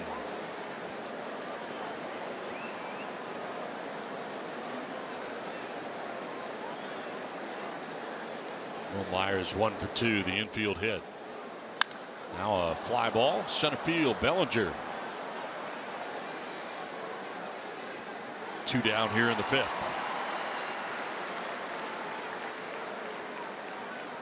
That's 5 putouts I got out there in center field for him. He has been busy. And Villanueva's tie the game.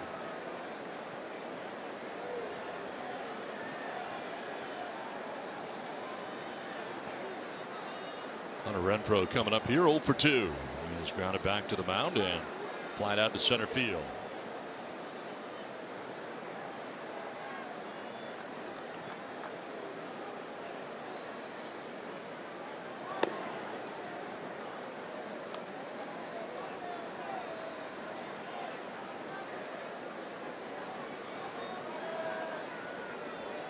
Very deeply here for Renfroe all the way around.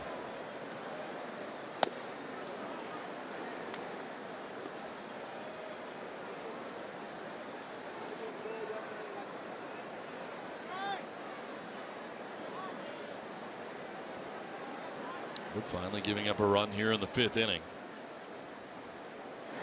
Padres certainly have had their chances prior to this inning, leaving 6 men on base through the first 4. It's only the 14th home run given up this year by Wood. You know, considering this is his 25th start, that's really good. Green light for Hunter, and he fouls it off to the right, 3-0.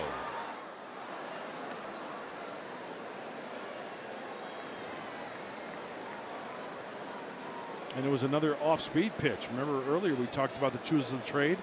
Christian Villanueva hitting the off-speed stuff for home runs. Chalk up another one.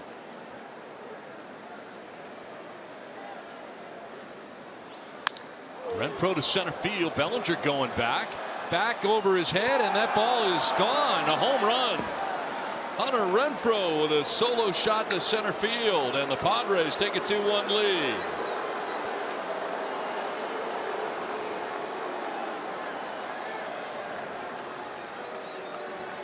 Second baseman, Henry Solarte. So a huge home run for Renfroe. Line drive home run out to center field. This ball looked like it was a golf ball on a tee, and Hunter Renfroe at the driving range sends it right down the center of the fairway. This ball is smoked. Home run number 25 of the year for Renfroe.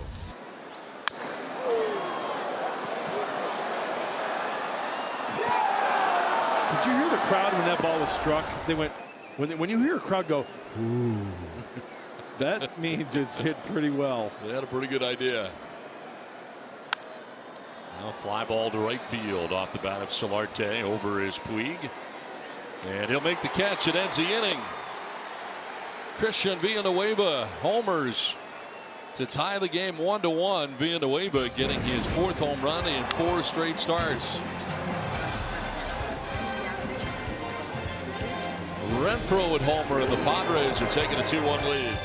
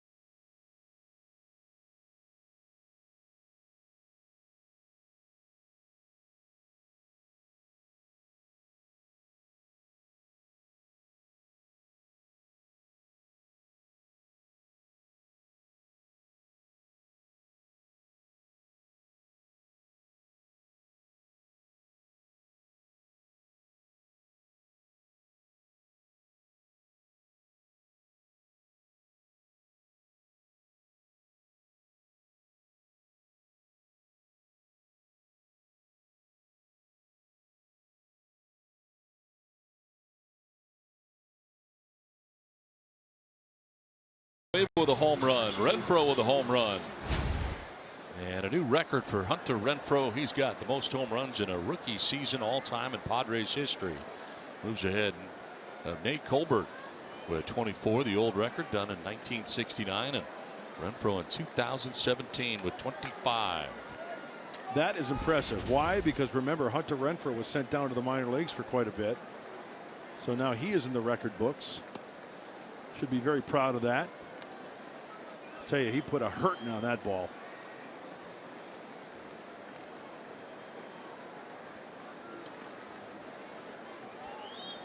On top of the order, Chase Utley leading it off here for the Dodgers. Utley, Seager, and Turner expected.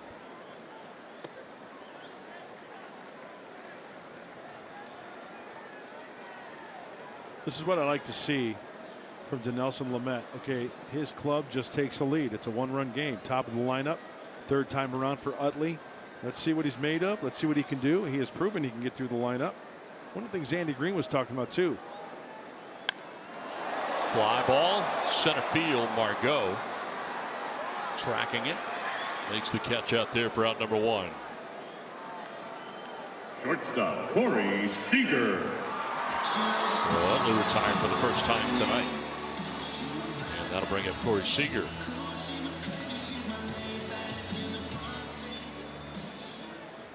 He struck out in the first, walked in the third.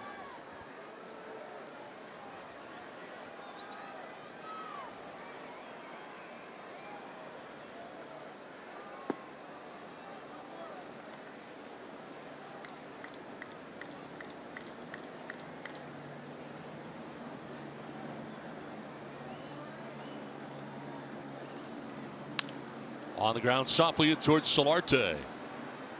2 down in the 5th inning.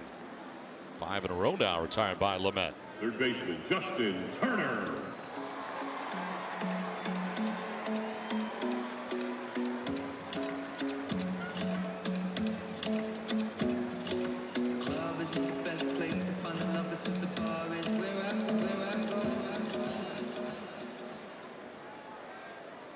Pitch 75 coming up for Lamet.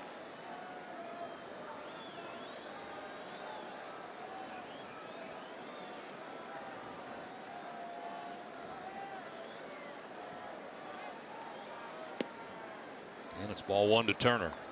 He is struck out swinging and flied out to left. 0 for 2.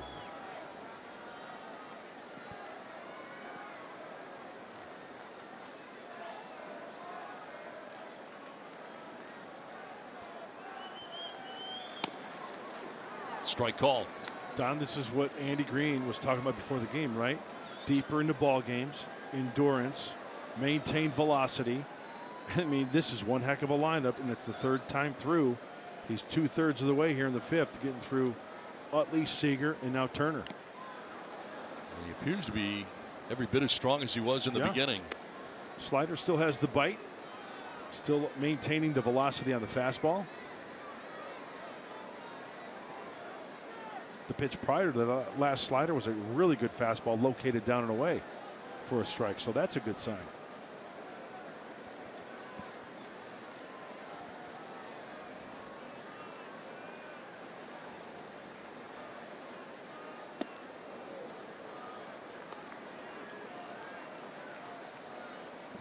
It's Utley to fly out to center. Seager to weakly ground out to second.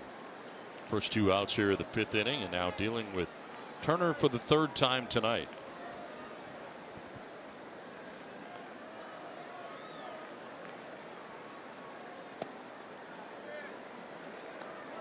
Full count now.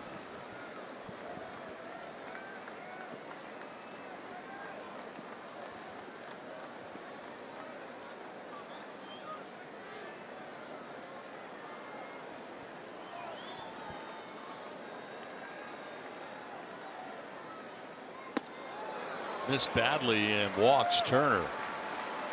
4th walk allowed by Lamet. That's just a good old-fashioned overthrow right there. It looked like he tried to do way too much on that last pitch. Tony Bellinger.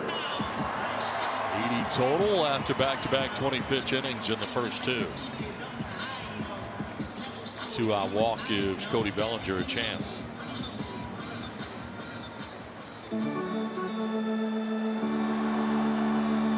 Last 2 starts, only 85 pitches thrown in each start for Lamet.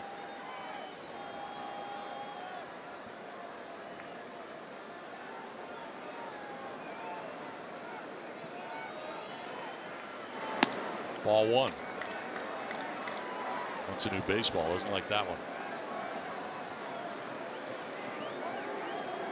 Luis Torrens out to talk to Dinelson Lamet. Now that could be a sign just right there. That first pitch breaking ball. He missed with the last pitch to Turner. Way off. First pitch to Bellinger. Way off.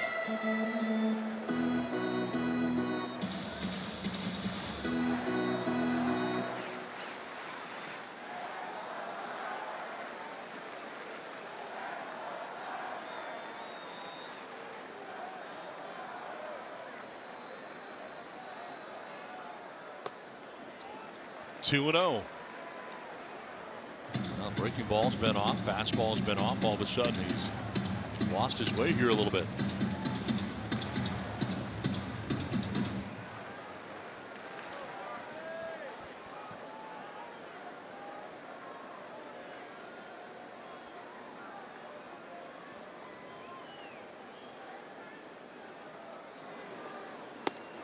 Ball 3. Well, the last 4 pitches have been not even close. Staying over the rubber. Could be a little fatigue. As Don mentioned, the last 2 times out, 85 pitches. Just not getting that release point out in front. And it's just a fraction. It's just a little bit. That's the difference in hanging a pitch or making a nasty one.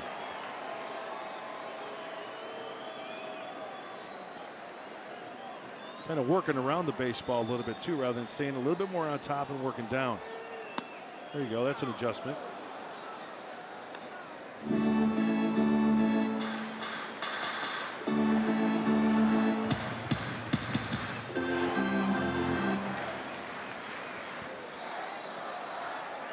Turner at first, 2 down here in the 5th inning. Padres holding on to a 2-1 lead. 3-1 pitch to Bellinger. And Bellinger will take a walk. Back-to-back walks, 5 in all now allowed by Lamet. And that's going to bring out Darren Balsley. Nobody warming currently in the Padres pen. They want Lamet to go deeper into this game than he has the last couple. The one good pitch, the last few hitters, 2 hitters, Turner and Bellinger, was that 3-0 fastball for a strike. All the other breaking balls have been way off.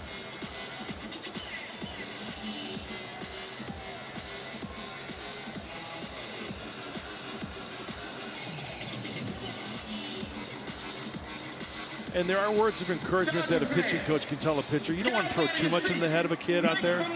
He knows what he's got to do, right? But there are certain words or phrases that they have developed over the course of the year that say, hey, on top, hey, follow through, hey, spin it, hey, don't rush. Whatever the words or phrase are, hopefully that got across from that visit from Darren Balsley.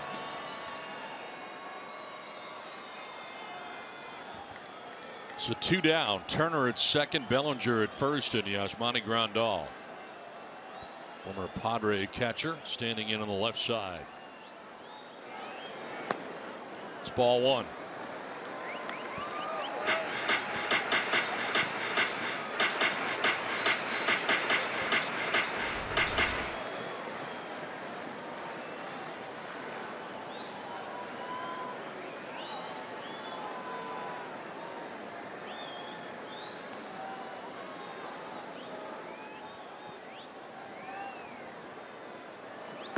Swing and a miss. Back to the slider there, 1-1. And that was back to the one sliders that he threw earlier in the game. That had some serious depth to it and really good location. On top of it, great rotation, down off the table.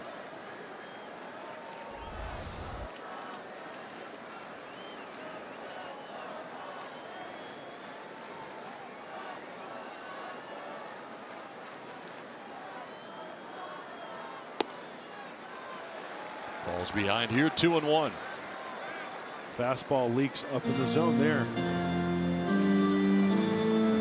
Trent's out there again.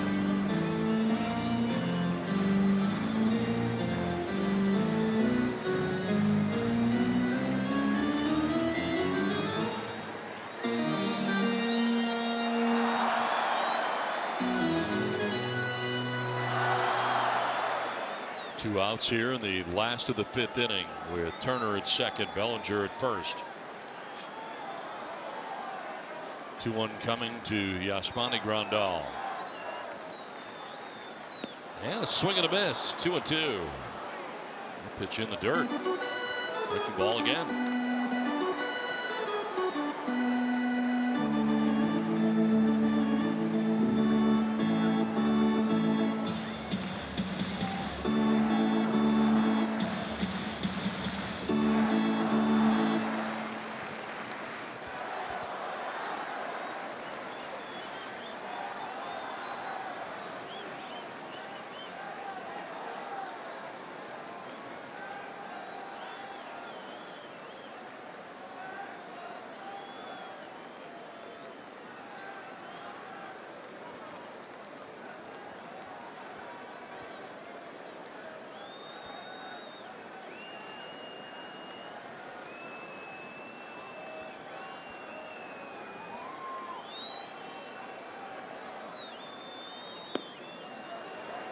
Full count now. So now the runners can get a start. Turner at second, Bellinger at first with 2 down. That's pretty close. He got squeezed. Looks like Luis kind of took that one out of the zone a little bit, huh? Ouch.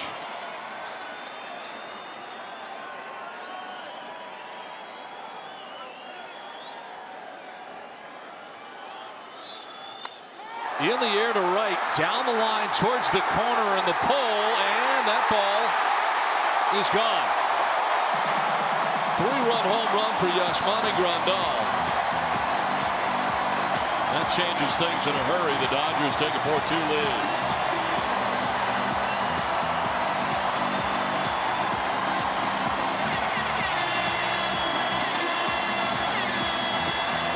Well, the walks really hurt him. With the exception of about 3 pitches, the last 1, 2, 3 hitters, they weren't good. And that last pitch there, it just gets up. It gets too much of the plate. And Grandal protecting with 2 strikes, flirts with that foul ball. Wow, just got over the 330 mark.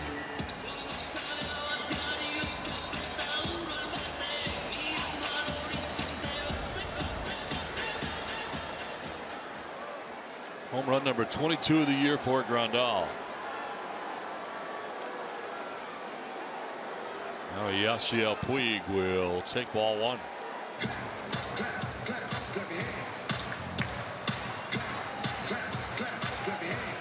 Padres came into this inning with a 2-1 lead, now trail 4-2.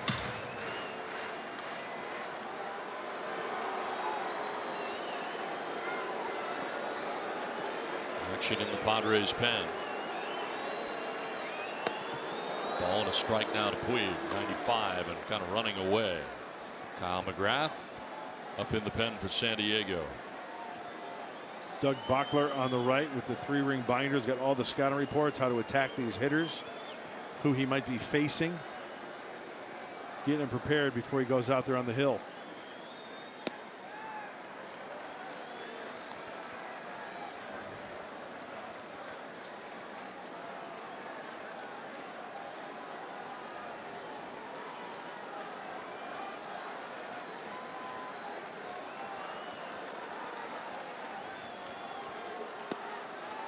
Ball 3.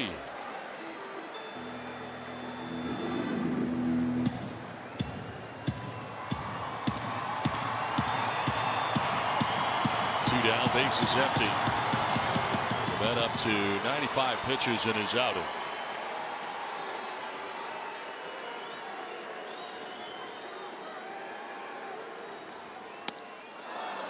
Monstrous swing there by Puig, full count. The most pitches thrown in any game for Lamet in the year was against the Dodgers at home. 107 pitches in a 6-inning effort against LA.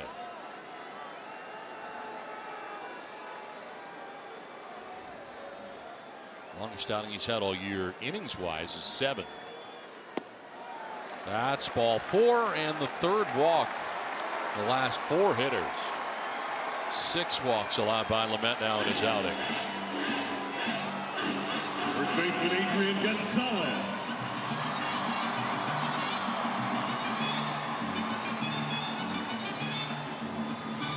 Andy Green just sent Yangervis Solarte in to talk to Lamet.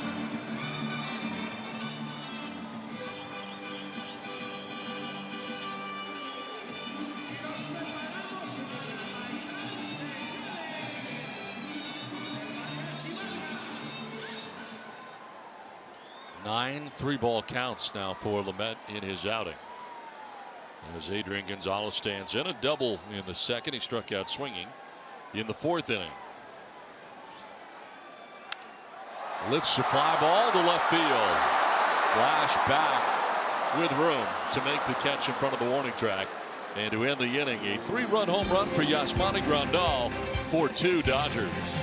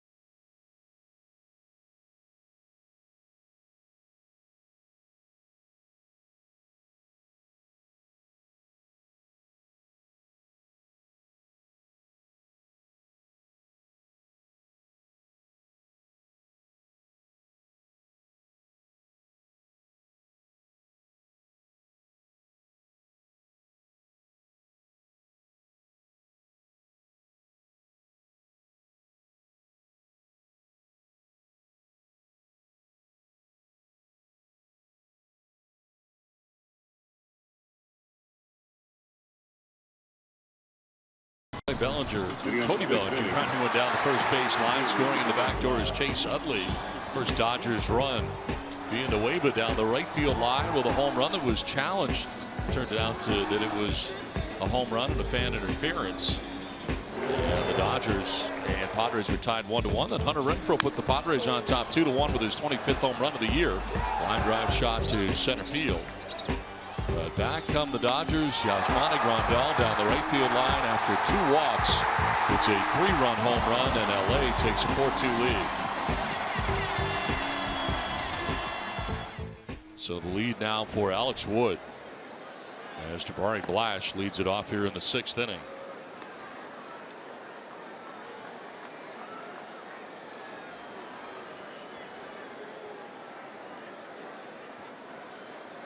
Jabari tonight has single to right, flied out to center.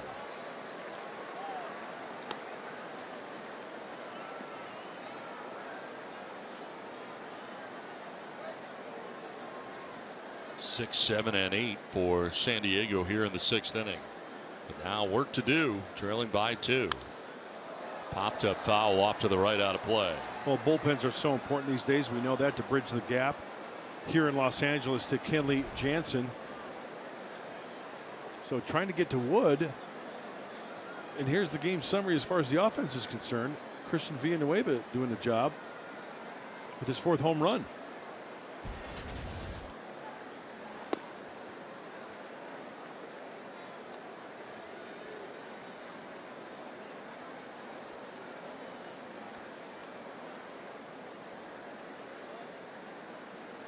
Pitch 75 coming up for Alex Wood. And it misses to Blash. He's got a full count now. Be followed by Ibar and Turen scheduled to bat here in the 6th inning.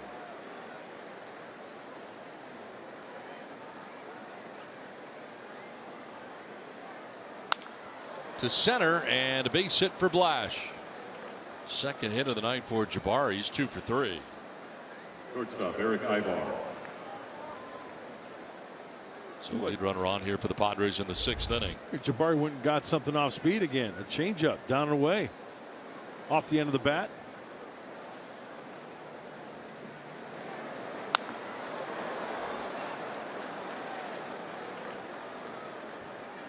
So lead runner on, and it brings up Eric Ibar. Ibar 0 for 2. He's popped out to first, flied out to center.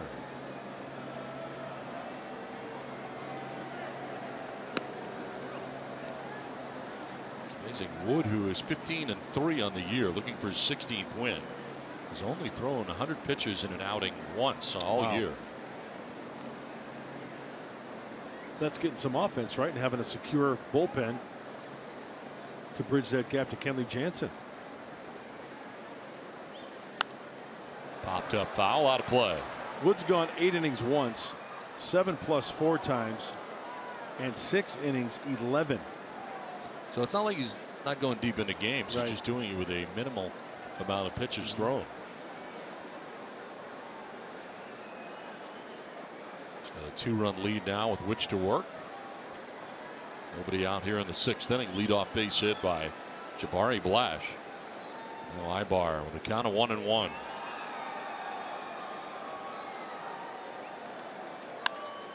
In the air to left field, struck pretty well. Back goes Ethier towards the track at the wall. He'll make the catch.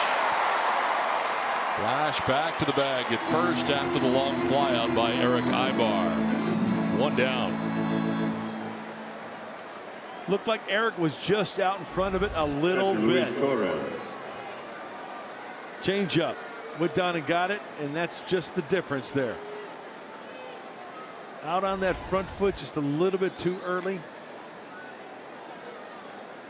for the deep fly ball.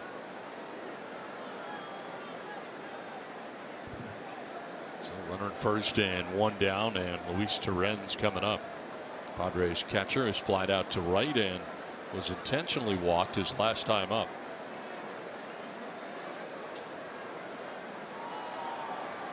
Matt Caesar has come out on deck. He would bat for Dinelson Lamet.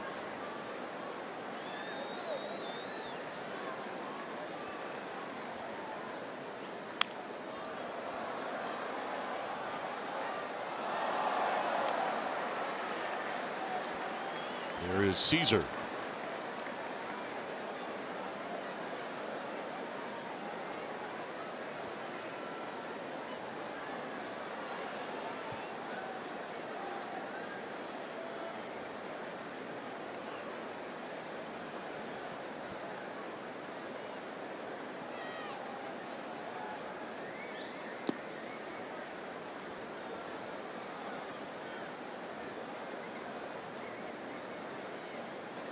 Both pens are busy right now. Wood working here with 81 pitches. Right-hander Josh Fields up in the pen.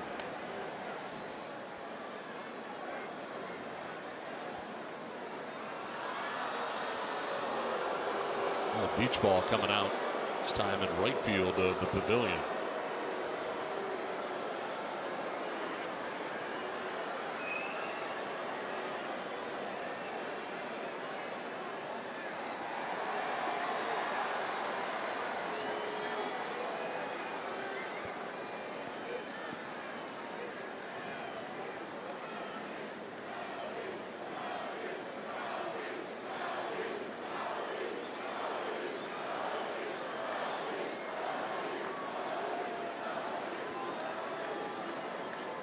Ball and a strike to Luis Torrens with Blash at first and one away. And that's a strike, 1-2. No strikeouts on the night for Alex Wood. He's walked only one, and that was intentionally back in the fourth inning to Torrens.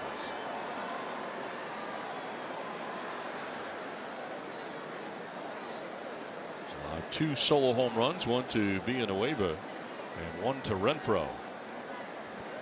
Low throw, gets away. Blash will head to second base. Adrian Gonzalez runs it down. Not a good throw from Alex Wood, and Gonzalez could not come up with it at first base, so an errant throw gets Blash to second.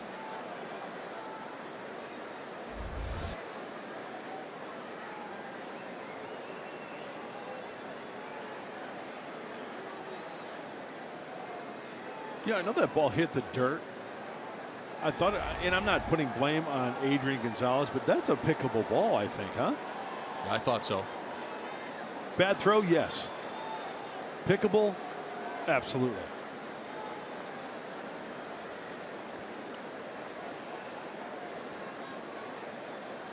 So runner at second, one down now.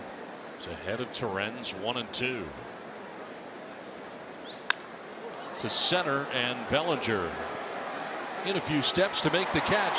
Blash will stay at second. Bellinger showing off that arm. Wow. That was something. 2 down. Yeah, we saw that earlier. I mean, that was right to the chest of Justin Turner. From relatively deep center field. Plays it perfectly. Momentum over the top, just like a pitcher. Look at this one. Whap. Right to the LA on the hat of Justin Turner. Wow. It's a good thing Jabari didn't try to go. He would have been very out. Yes. So he's at second, 2 down. Matt Caesar's coming up, and the conference at the mound.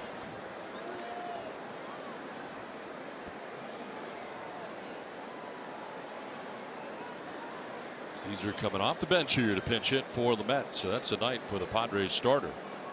Ends up going 5 innings, giving up a total of 4 hits and 4 runs. Walked 6 in tonight's effort, struck out 7. Bunt bid, and it's fouled off.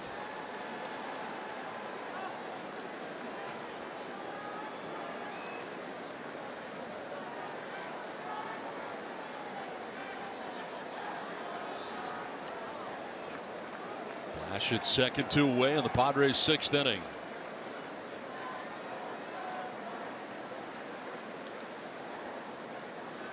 And on the hook as he looks on right now.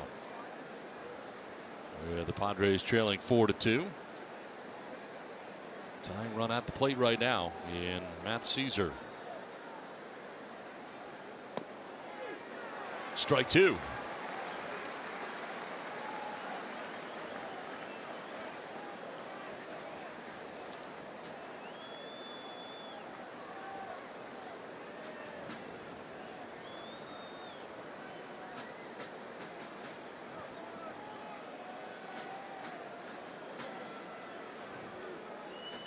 Swing and a miss, and Caesar strikes out.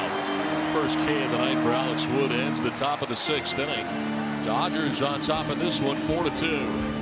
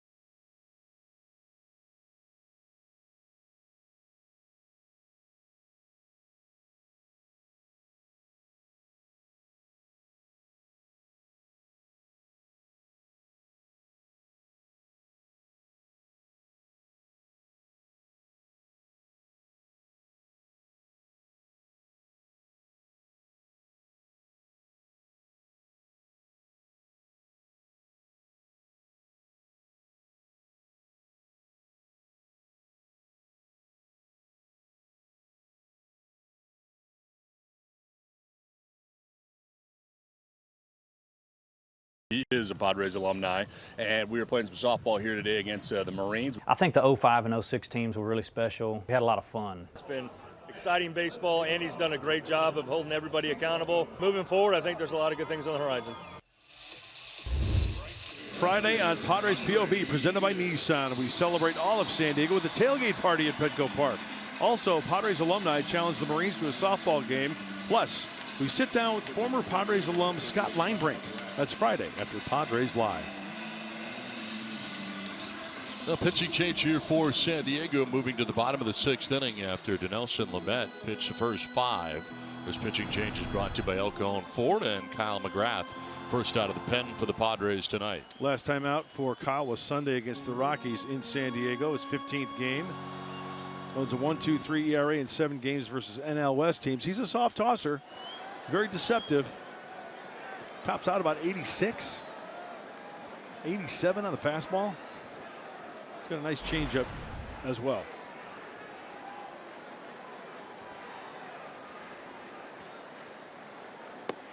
Andre Ethier leading it off here for the Dodgers.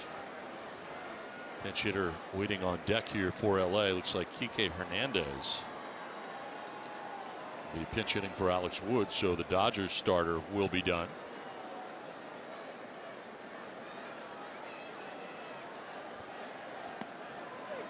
On the corner. 0-2. Kyle McGrath first out of the pen tonight for San Diego. Lamet went the first 5 and leaves on the hook, giving up 4 hits, 4 runs. Walked 6, 1 intentionally, and struck out 7. Came in at 7-7. On the ground. Zybar left side of the infield in the shift and throws out Ethier for the first out of the 6th inning.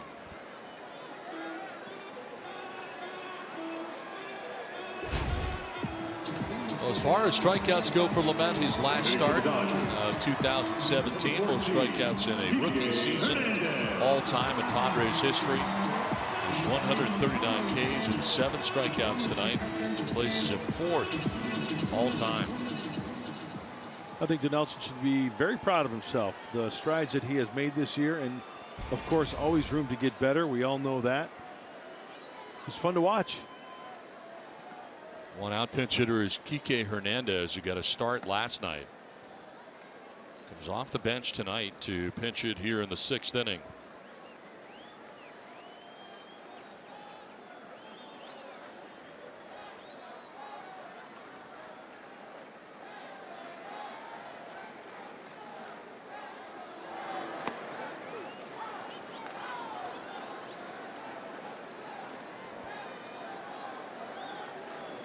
Top of the Dodgers order waits on deck and Chase Utley. Dodgers got a run in the third, 3 in the fifth. Big 3-run home run by Yasmani Grandal.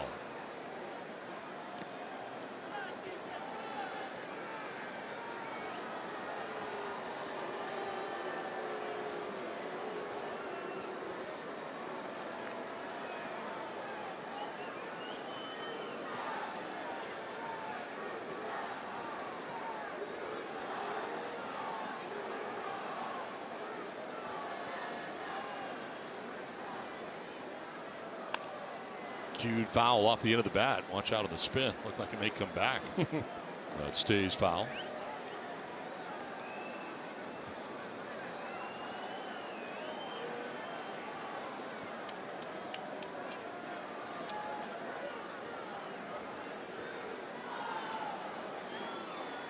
Ether grounds out to begin the inning. Grath here with a count of 2-2.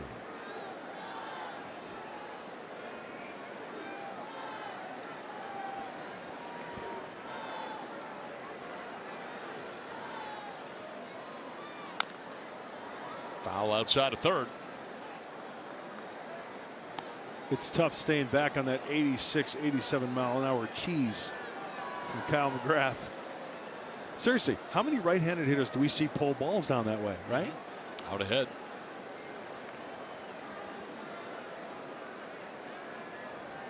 Then he'll drop the 74, 76 mile an hour changeup on you. It is a change of pace.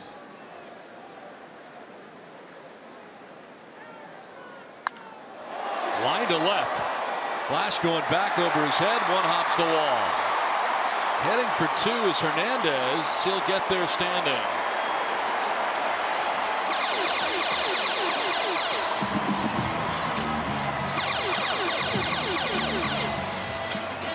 It's hitter number 11, Logan Forsythe.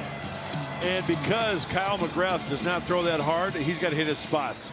That one leaked over the heart of the plate. Kike Hernandez was all over it. He wanted that one down and away. And it's a daily double for Hernandez.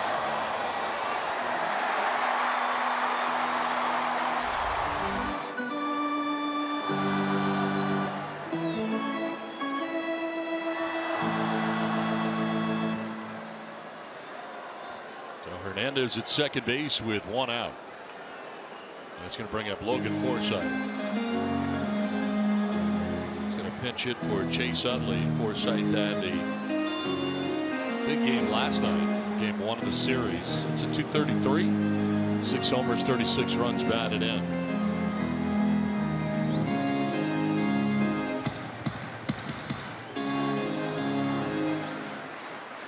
Utley had walked and singled, also flied out to center. Well, Forsythe hits for him here in the 6th inning.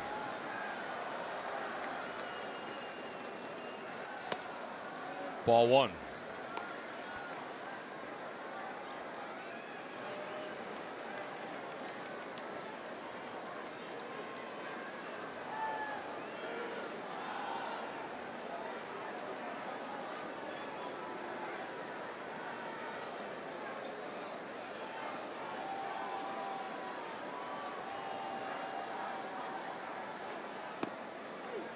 Strike called, evens the count at 1-1. 115th game of the year that Forsythe has gotten in.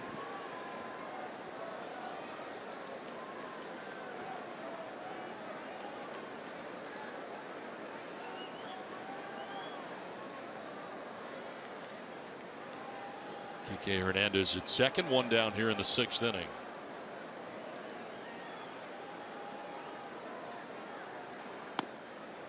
Strike call, 1-2. Forsythe didn't like it. A little look back at Tim Timmons.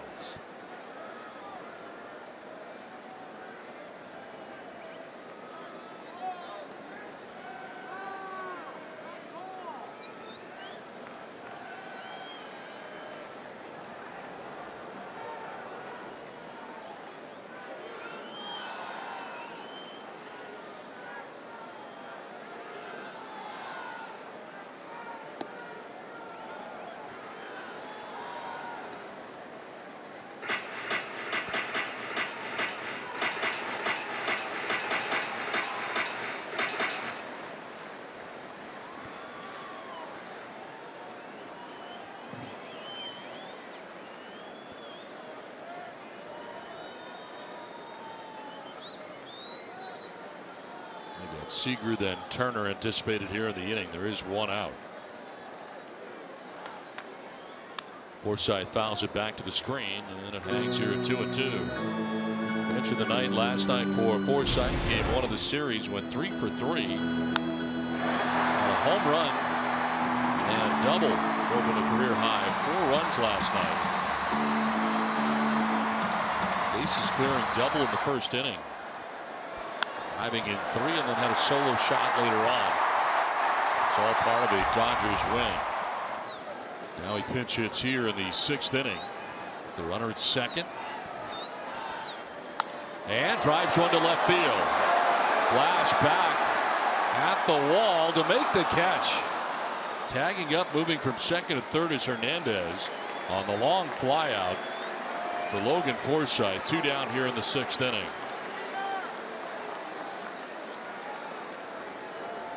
You know, that ball there off the bat of Forsythe either sounded like off the end or maybe even got jammed a little bit, and he got jammed a little bit, and yet that ball travels to the wall. Jabari Blash feeling for the wall to know exactly where he is at to squeeze it for the out.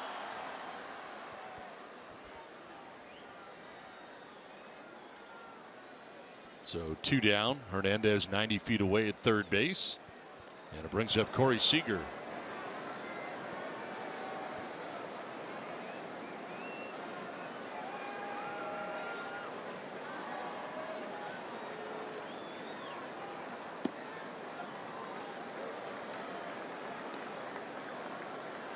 You know, Don, there are certain ways where hitters, they want to force themselves to keep closed the front side.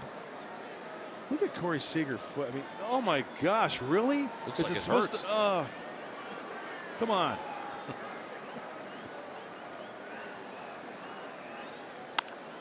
Line to left. That'll get in for a hit and will score Hernandez from third. It's an RBI single for Seager. And it's a 5-2 Dodgers lead. Big 2-out RBI for Corey Seager. And whatever works for you to keep that front side closed. And what does Corey Seager do? Number 10. Front side closed. McGrath tries to go away. It's up, elevated. He stays inside it and takes it that way. The kid can hit. The kid can field. Corey Seager's good at baseball.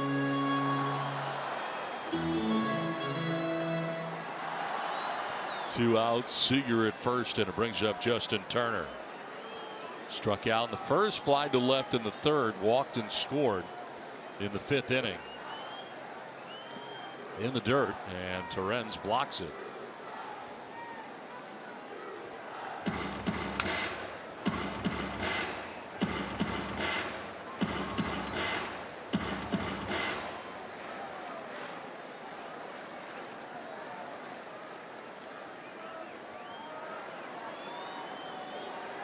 Seager held on by Myers at first.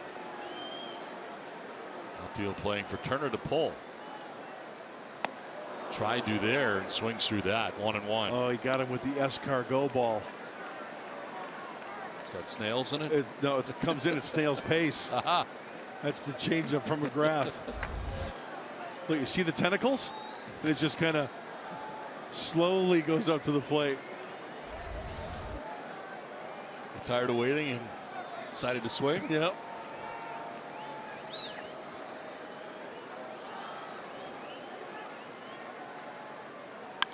Takes it the other way down the right field line, and it's a foul ball. Just tried to serve it down that right field line, but slices foul.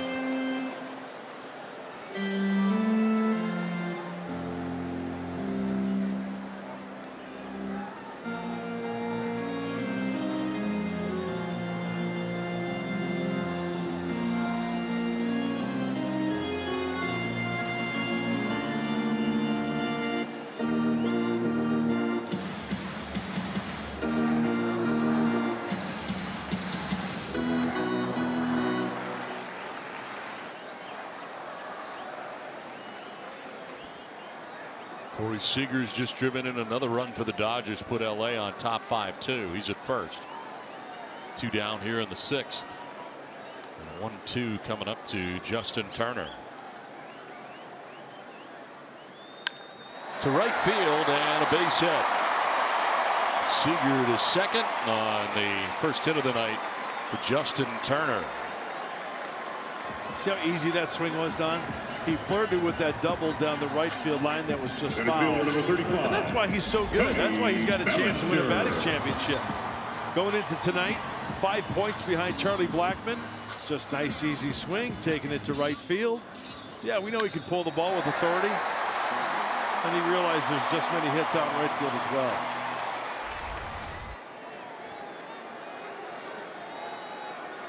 Two on, two down, a run in, and Cody Bellinger coming up.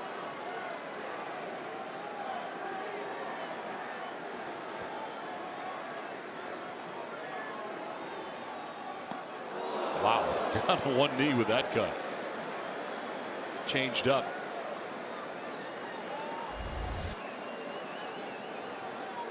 It's the escargot ball again. Look at his bat was way out in front. The ball hadn't even gotten there yet. That's the Bugs Bunny changeup.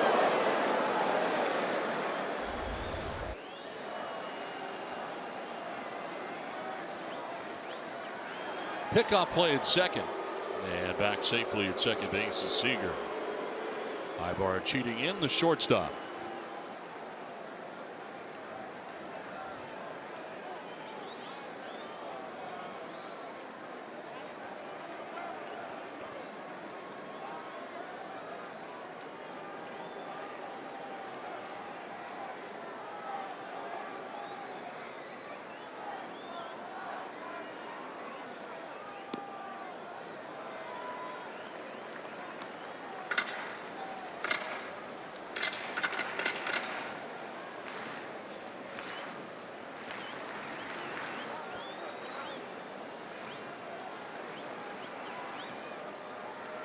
Seager at second, Turner at first, 2 down, a run in for LA, on top by 3 now.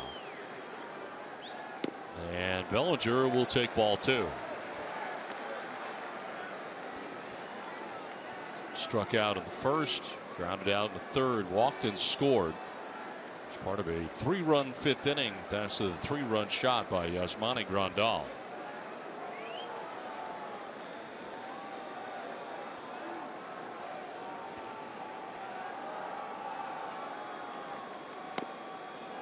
Ball 3.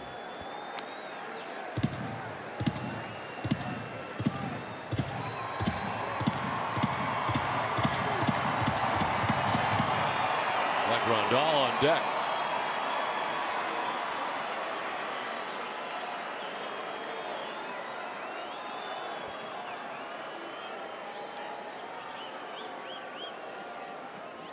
Ball 4, and that'll load the bases. First walk allowed by Kyle McGrath.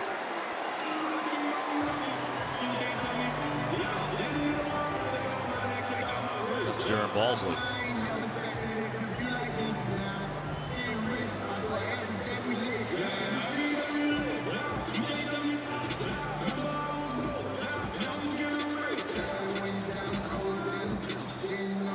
Grandal, an inning ago, hit a 3-run home run. Off to Nelson Lamet. His 22nd home run of the year. Took the Dodgers from down 2-1 to up 4-2. They've added a run here in the 6th. Have a 5-2 lead. Got the bases loaded with 2 down, and here he is again.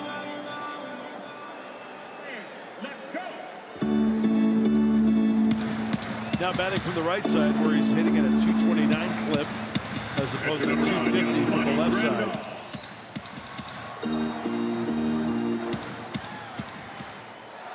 Only 2 home runs from the right side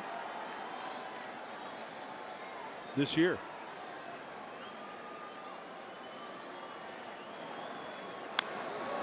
Fouled off to the right out of play for strike 1.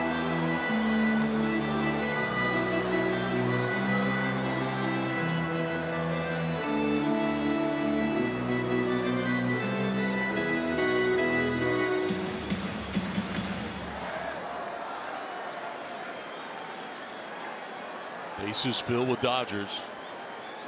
2 down in the inning. There's a strike. 0-2.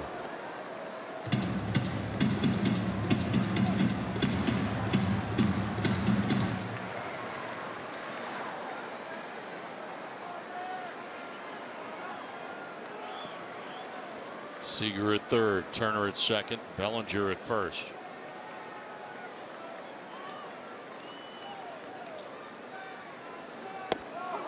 Strike three call, frozen. Dodgers get a run, but they leave the bases loaded as we head to the 7th inning.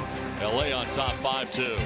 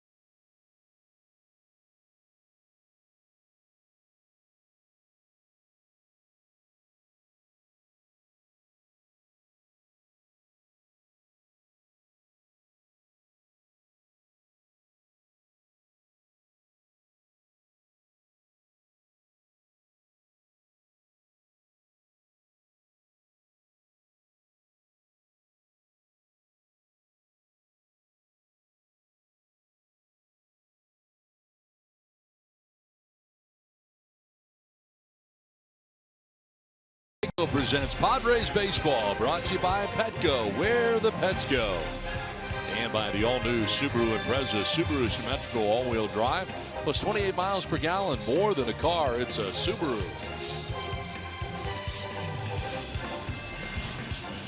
Well, it's a 5-2 LA lead now over the Padres as we get ready for the 7th inning. And the pitcher on for LA after 6 innings from Alex Wood. Josh Fields, a right-hander, comes into the game now for the Dodgers. Josh Fields, a four-seamer, curveball, change, slider, cutter, about 95-96, his 56th game. Pretty decent splits. There's a strikeout in that arm too.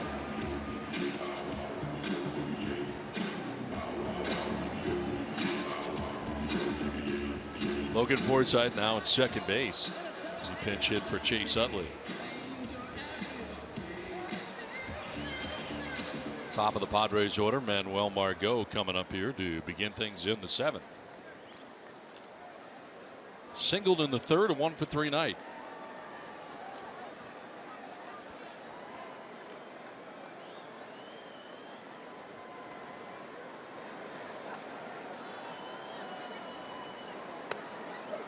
Strike one over the outside corner. Villanueva and Myers to fall. Anybody gets on, Renfroe will have another chance.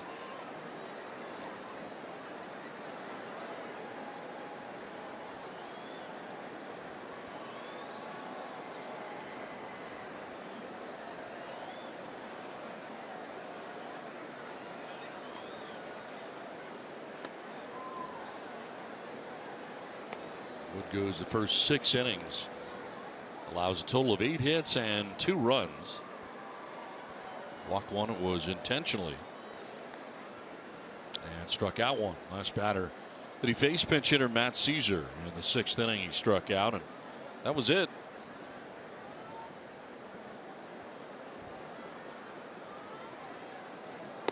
Swing and a miss for Margot with a 95-mile-an-hour fastball.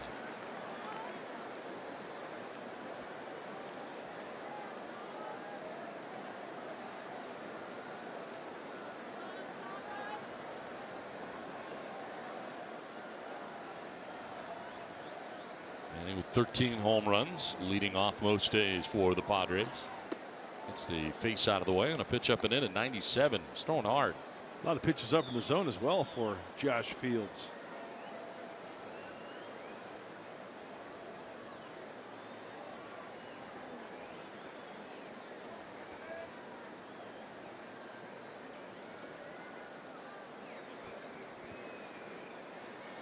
Margot strikes out for the first out of the 7th inning. To the 97-mile-an-hour fastball, 1 down.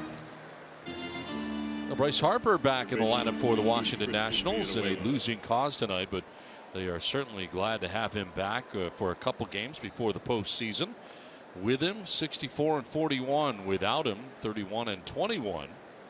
The team average without a 238. And he's certainly a big part of what the Nationals do, and what a difference Dusty Baker makes to have him in the middle of his lineup. No question about it, and the numbers prove that. Sure, with Bryce Harper in the lineup, even a bigger threat with that lineup. But I still think that's my team to win the World Series.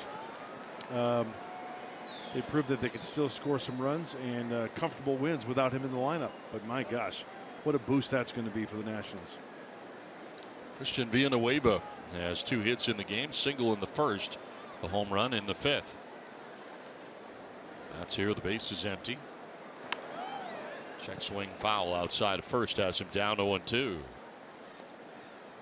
This fan interference home run down the right field line as it turned out. Villanueva thought it was gone. The fan reached over, and after a crew chief review indicated it was a fan interference and a home run, that fan was ejected. I'm confused on that call. Why he was ejected? Yeah, because if it's a home run, it's over the wall. He should have the right to touch the ball, which he did. Because if he leans over and interferes, then it would be a double. Correct. And then he would be ejected. Yes, then he'd be ejected. But why he was ejected, I don't know. Yeah, I'm with you. It's a home run.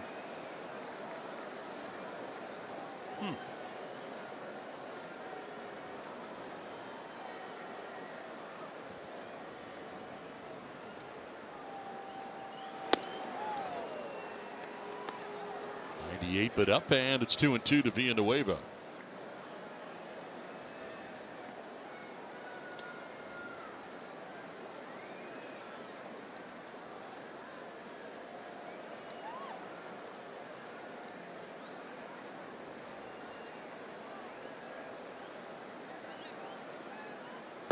Swing and a miss, and Villanueva strikes out. Back-to-back strikeouts for Josh Fields, 2 down here in the 7th.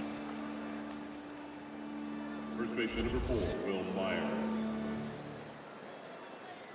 4-seamer up in the zone. Josh Fields likes to do that. Elevate the fastball.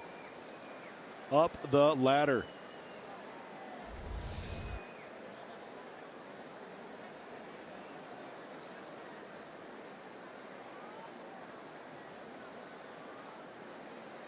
Two down here in the 7th, and it brings up Will Myers. 1-for-3.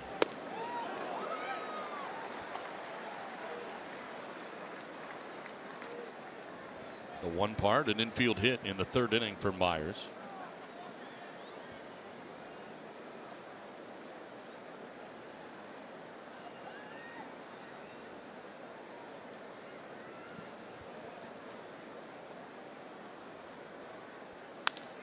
On the ground up the middle, ranging is Seager. He's got it. And the throw is high into the Padres dugout. They will give Will Myers second base. Seager was able to get to that ball. Looked like a good throw would have had Myers. Ends up airmailing it into the Padres dugout. Right field, number 10, Hunter Renfroe.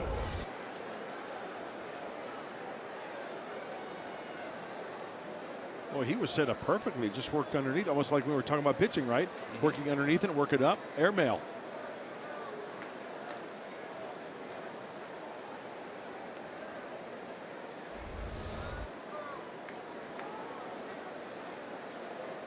So it is an E6 to second base for Myers. Renfroe coming up. Renfroe homered his last time up, solo shot to center. It's also grounded out, flied out.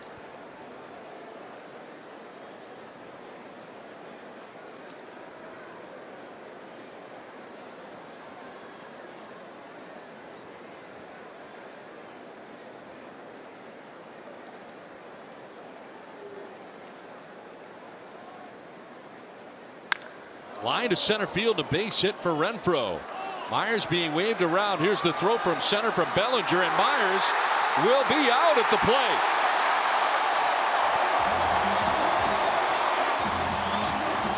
What a throw from Cody Bellinger in center field, showing off that arm again. Myers thrown out at the plate. It'll end the top of the 7th.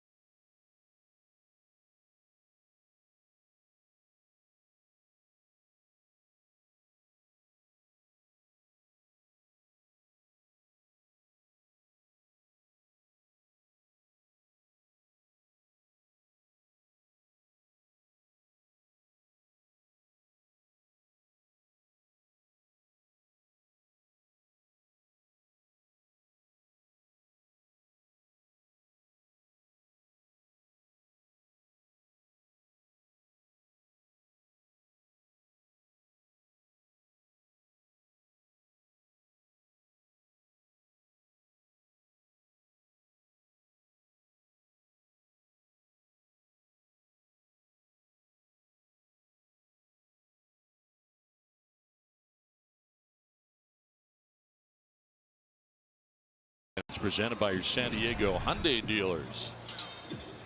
A stretch here at Dodger Stadium as the top of the 7th inning just ended on a great throw from Cody Bellinger in center field. Don, we've seen 3 throws tonight, keeping runners at their respective bases, but this one takes the cake. And from our vantage point, when Bellinger let go of that ball, it was to my left, the third base side of home plate, but it started breaking and breaking and breaking, almost like a two-seamer from a lefty. And what do you know, right on target to home plate to Grandal. A spectacular throw by Bellinger. So a base hit for Renfroe to end last inning, but Myers gunned down to end the inning. And it's to the last of the 7th inning we go. Yasiel Puig going to lead it off. It's the new Padres pitcher Miguel Diaz, a right-hander, coming in here. Third arm used tonight by Andy Green. Last time out for Miguel was on Sunday against the Rockies at home. Trying to hold the Dodgers at 5.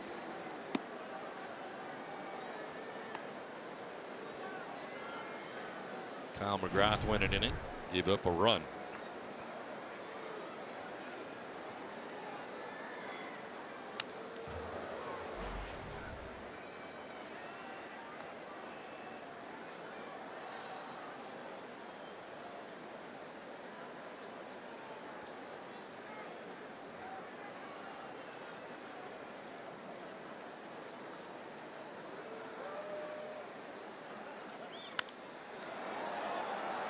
Fouls it off to the right out of play. This copyrighted telecast is presented by the authority of the San Diego Padres and may not be reproduced, retransmitted in any form. The accounts and descriptions of this game may not be disseminated without the express written consent of the San Diego Padres. Swing and a miss, and Puig strikes out. Good start from Miguel Diaz out of the pen here in the 7th inning, 1 down. First baseman number 23, Adrian Gonzalez. Who doesn't love the high fastballs up the ladder? I'll tell you who. Hitters. It's tough to lay off. Going up the ladder. It's very en vogue. You got the four-seamer about 95, 96. Why not go up there? One down here in the 7th brings up Adrian Gonzalez. Hit a double in the 2nd inning. Gapper to right center. Struck out in the 4th. Flied out in the 5th.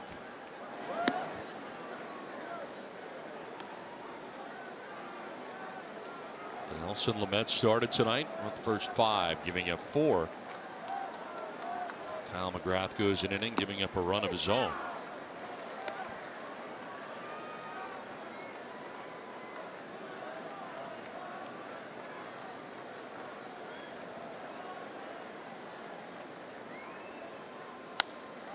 Down the left field line, but foul. Finds Adrian Gonzalez down 1-2.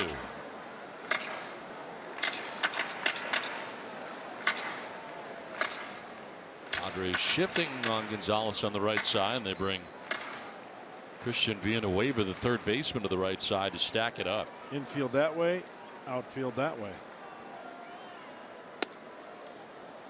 Pitch that way. 98.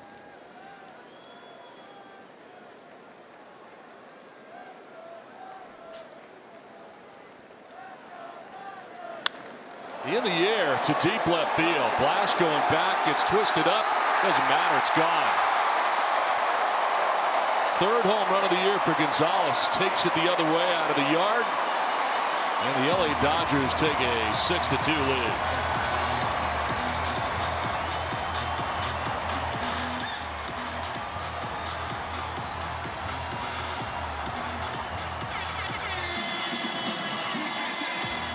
One of the smoothest left-handed swings that I've seen in a long time. He makes it look so easy. Gets it started, gets the bat head out there. Diaz tries to pepper it away.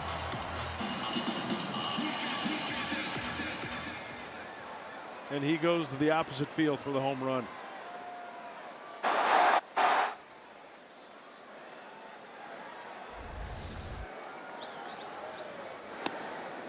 Now Andre Ethier with 1 out, bases empty. Was intentionally walked in the 2nd, struck out swinging in the 4th, grounded out in the 6th inning. Flares one foul off to the left, out of play. Curtis Granderson has come out on deck now for LA. He would bat for Josh Fields.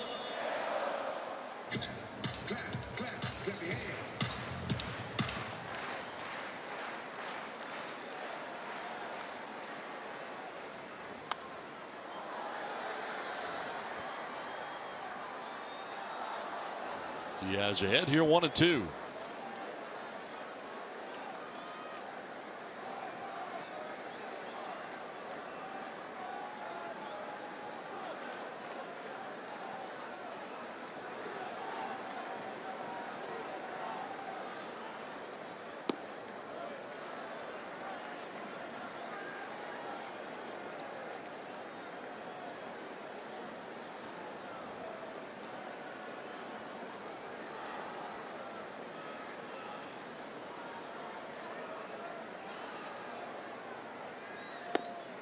High for ball 3, full count.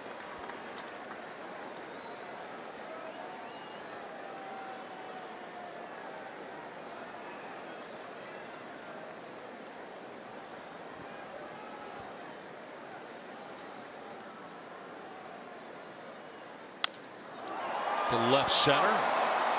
Over goes Margot, calling and catching out number 2.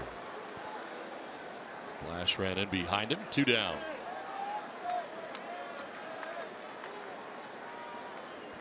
So Curtis Granderson now coming up to pinch hit. Pinch hitter number 6. You know, I know it's towards the end of the season. You start to evaluate players and what you appreciate over the course of the season. And you know what? I think I'm going to go out on a limb right here.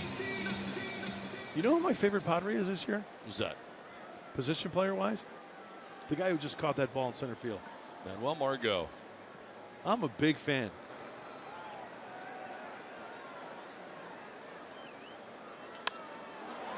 Granderson down the left field line. That's fair ball. Over his blast to the corner to play it. Granderson will cruise into second base with a pinch hit double.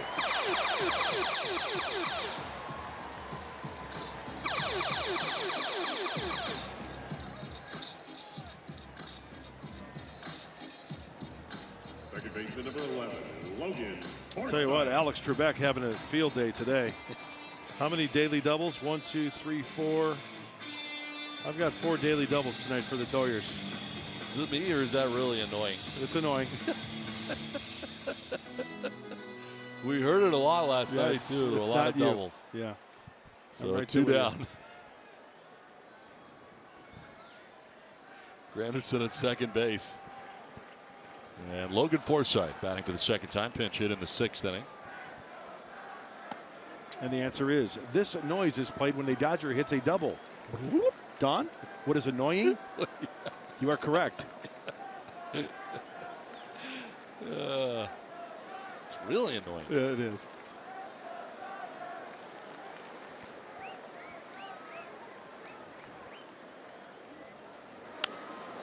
Fouled off to the right, out of play. One of my favorite Jeopardy SNL bits is when the one category is states that end in California.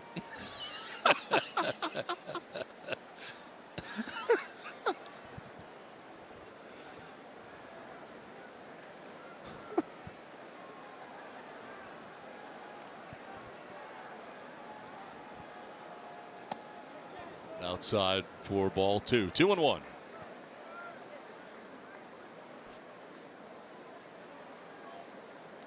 Marco over towards right center. Big gap in left center. All kinds of room out there for Logan Forsythe if he decides to go in that direction. Flied out in that direction last time up. Pitch 24, Miguel Diaz. And it's up top for ball 3.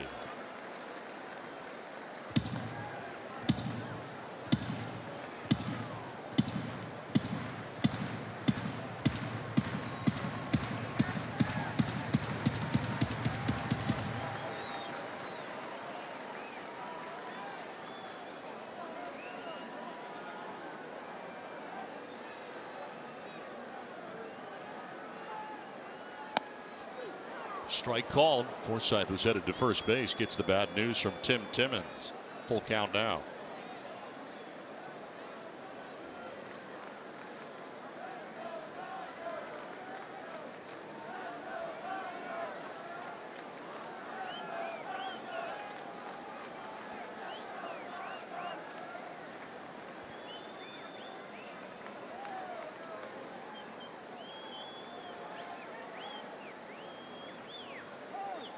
Time call. It was Terens who asked for it.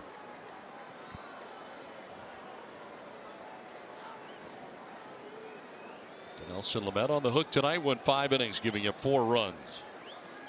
Kyle McGrath gave up a run in an inning, and now Miguel Diaz has given up a run here in 2/3 of an inning in the 7th. And that's ball 4. He loses Forsythe. First walk allowed by Diaz. Shortstop number 5. Balsley, the pitching coach, headed out there. Let's get into the heart of the order for the Dodgers. Corey Seager coming up next. You know, Miguel Diaz has the stuff to where he doesn't have to be too fine and just work down in the zone. Try to work down in the zone. Eventually, hitters will swing.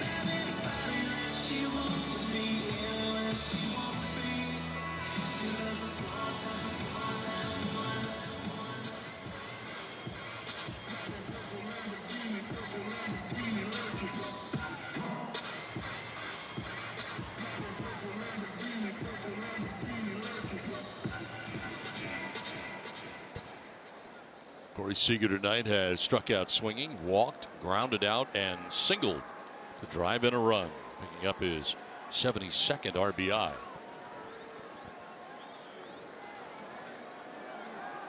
That's with Granderson at second, Forsythe at first, and takes ball 1.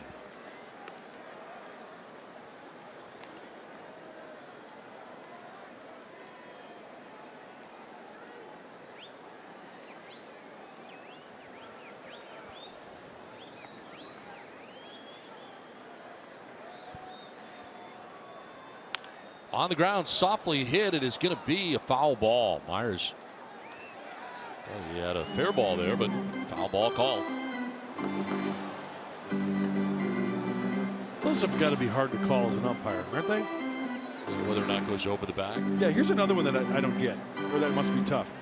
How about the NFL referee who's down the field on a punt, and they run down to say where the ball left the field of play, the imaginary line? Same type of deal here, where the ball hits before the bag and then lands foul, but still it could go over the bag, and it's really tough to judge.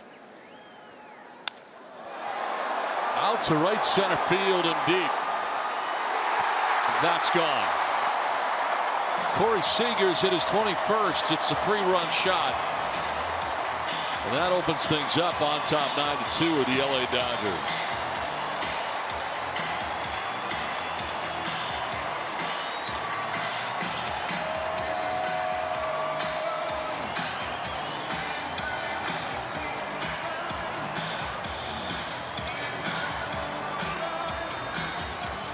Third baseman, number 10. Did we mention earlier that Corey Seager's good at baseball?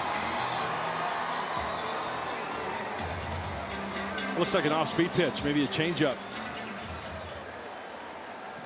Perfect mechanics. Ball jumps off the bat for the 3-run shot.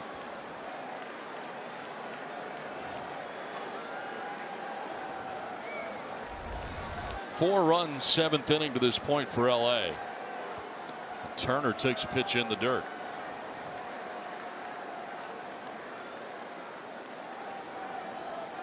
Struck out in the first, flied out in the third.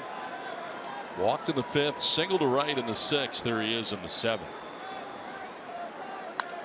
Popped up, back at first. Myers onto the outfield grass. Will make the catch that ends the inning, but a 4-run inning, including a 3-run shot. It's 9-2 LA.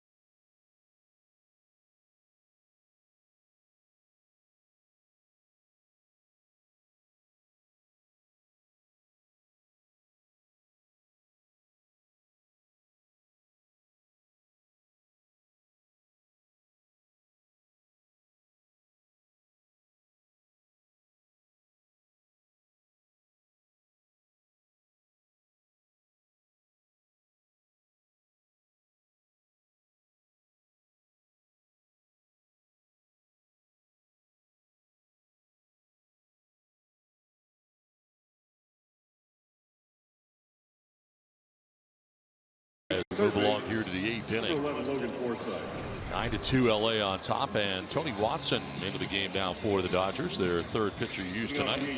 Jackson Heights' own Tony Watson.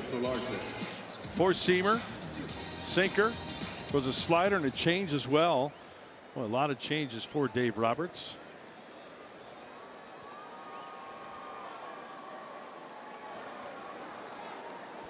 Yeah, and here's Solarte leading it off here for the Padres in the 8th. Popped up foul and out of play. Watson takes over for Josh Fields when an inning allowed 1 hit, no runs, didn't walk anybody, struck out 2. And relief of Alex Wood, pitcher of record tonight for the Dodgers, who went 6 innings, giving up 2 runs, and has a chance for his 16th win of the year now with a 9-2 advantage as the Padres hit here in the 8th.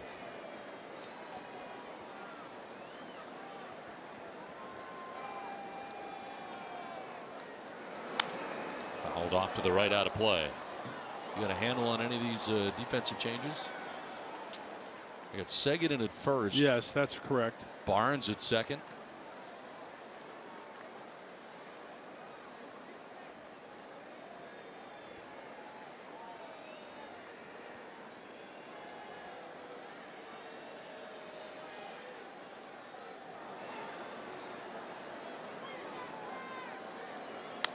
On the ground, foul outside of third, so it's an entirely new infield.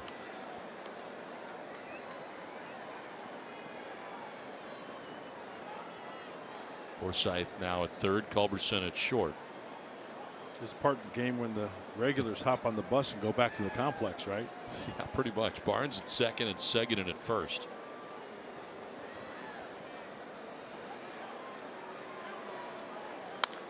On the ground, left side, just into the game, Culberson.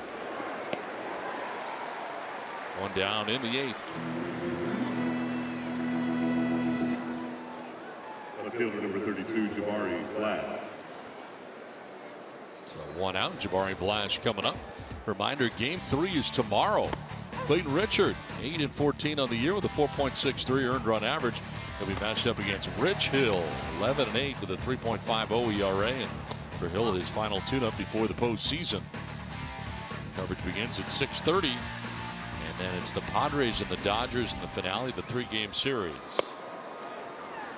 In there for a strike to Jabari Blash.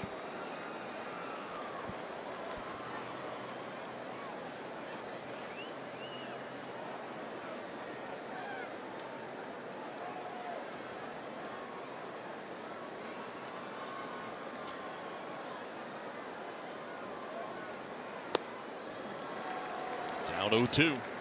Blash has 2 hits tonight, a single to right, a single to center.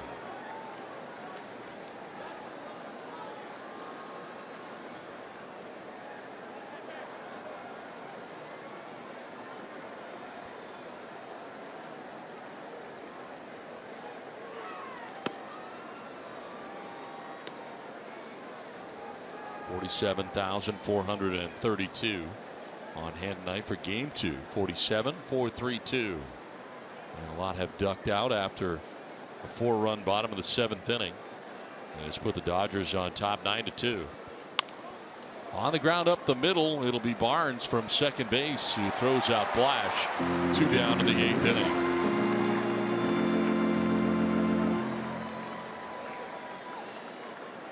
Shortstop number 8, Eric 2 down, Ibar. and Eric Ibar coming up.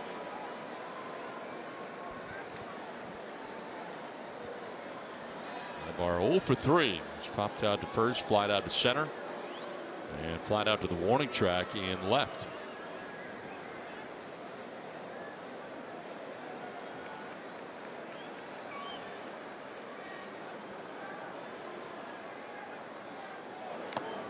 Hey, Don, I want to ask you, since the Dodgers are on their way after clinching the West, going to go in the playoffs, how much does that take out of a team as far as not only the stuff on the field, but stuff other than, like, off the field stuff?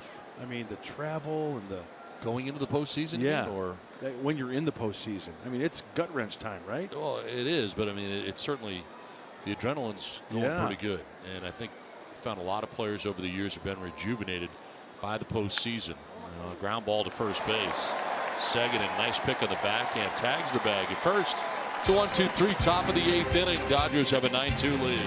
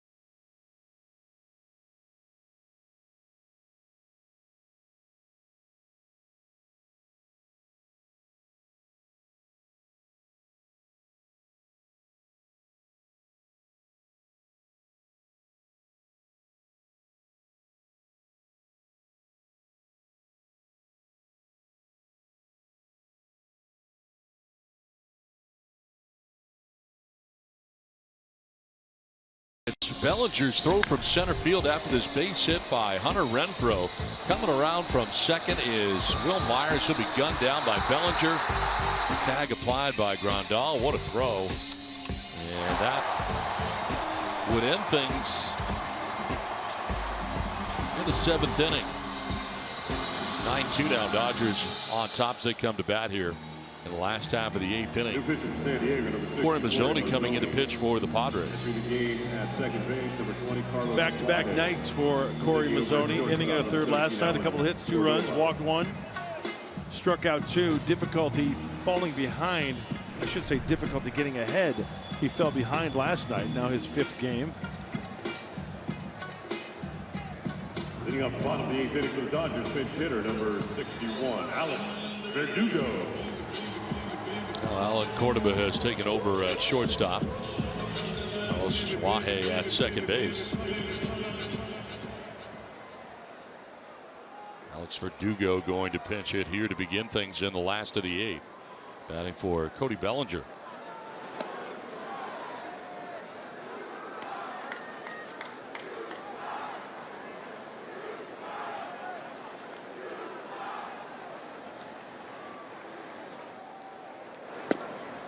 Zoni taking over for Diaz, who went an inning. 3 hits and 4 runs. Walked 1, struck out 1. And the big blast, the 3-run home run by Corey Seager.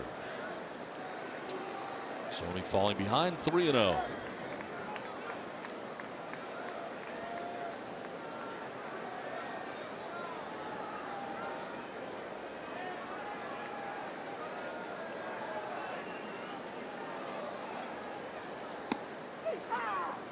There's a strike, 3-1.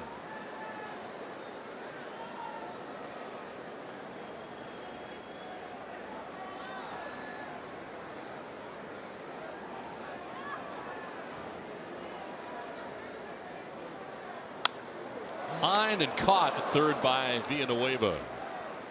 Sharply hit, but Verdugo's out number 1 of the 8th inning. Number 31, Well, Mazzoni got the 3-0 through his strike. Let's see if he can throw a first pitch strike here to quickly get ahead to Yasmani Grandal. Take that back. Jock Peterson. I stand corrected. So 1 down. Peterson coming up here to pinch it. Get into last night's game too.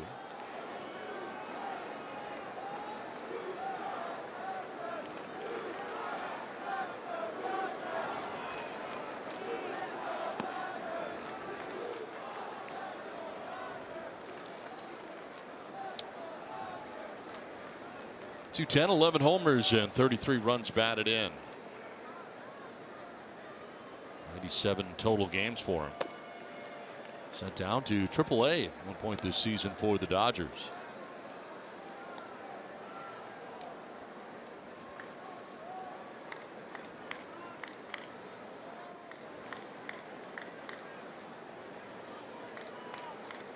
Called September the 5th from Oklahoma City.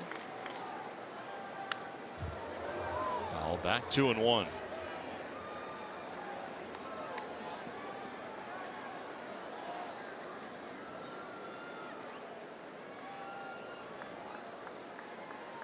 Wearing the number of Mike Piazza when he was a Dodger. Number 31. Of course, went in as a New York Met. Jock Peterson was sent out on August 19th. And came back on September the 5th.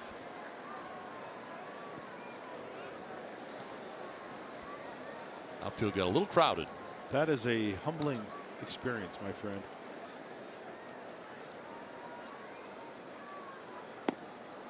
Ball 4 and a 1-out walk here to Jock Peterson.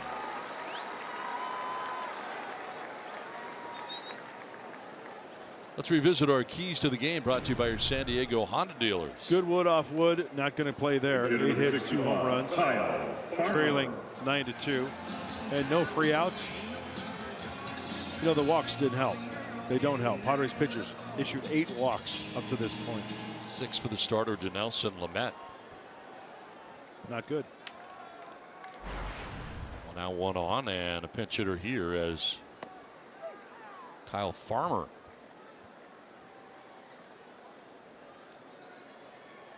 .313, no homers, 2 runs batted in 15 games. He bats for Yasiel Puig.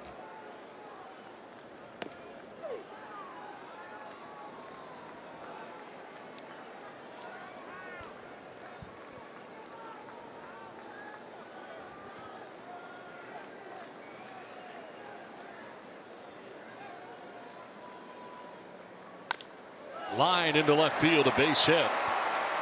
Peterson up to second as Flash will get it back in. Second baseman number 15, Austin Barnes.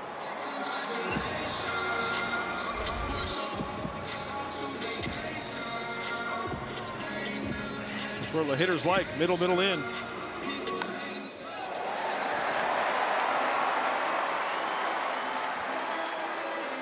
So first and second with 1 out, and Barnes coming up. He got the start last night at second base. Now tonight comes in at second base. Seeing a lot more time there.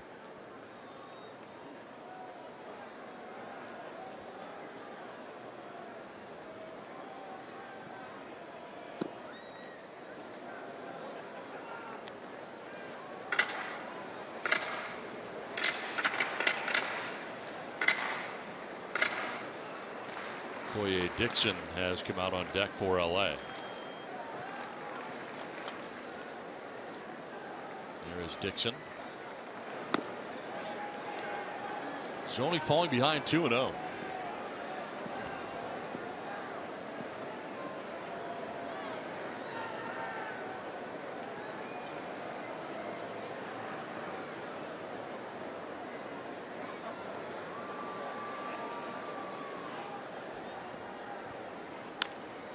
Popped up.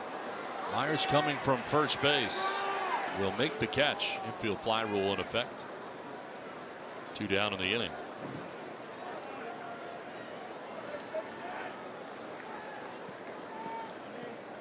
Hitter number 67, Dixon coming up here to pinch hit for Andre Ethier.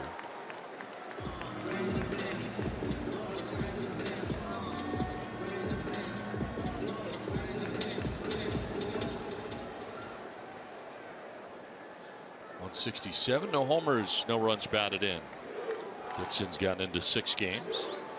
Bats here with 2 on, 2 down in the 8th.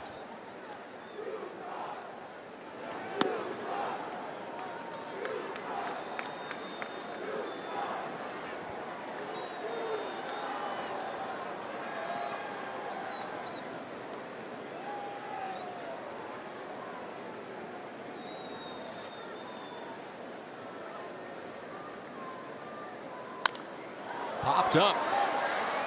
The catcher, Terrens, discards the mask, and he makes the catch. It ends the inning. So the Dodgers have got a 9-2 lead here from Dodger Stadium through 8.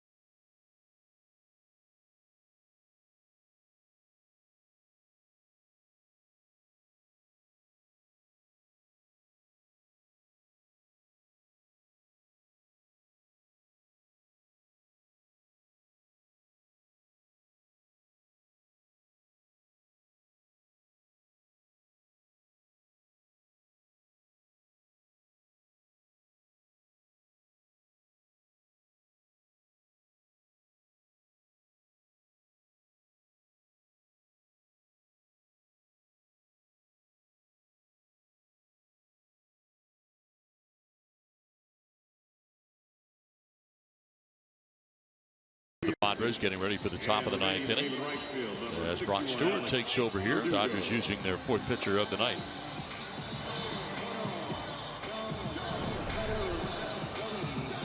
Get some starts for the Dodgers, 4 of them in fact. This is his 15th appearance of the year.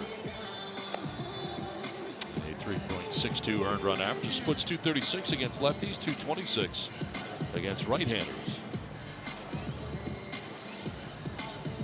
So Dave Roberts emptying the bench with pinch hitters and some defensive changes as well. One of them, Kyle Farmer, will put down the signs.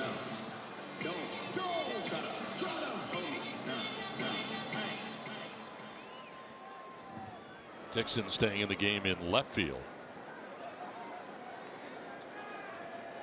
Peterson now in center. And Verdugo in right. First pitch swinging and fouling it back for strike one is Luis Torrens against Stewart. Torrens' 4th plate appearance. He was fly to right, walked intentionally, and flied out to center. 9th inning with LA on top 9-2.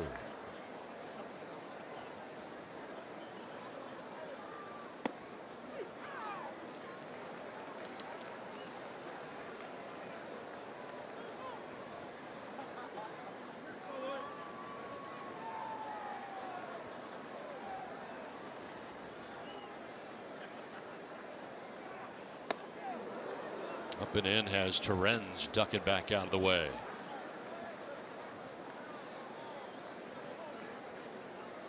Stewart taking over for Watson, who went an inning. And a 1-2-3, 3 ground ball outs. Took care of Solarte, Blash, and Ibar pretty quickly in the 8th inning.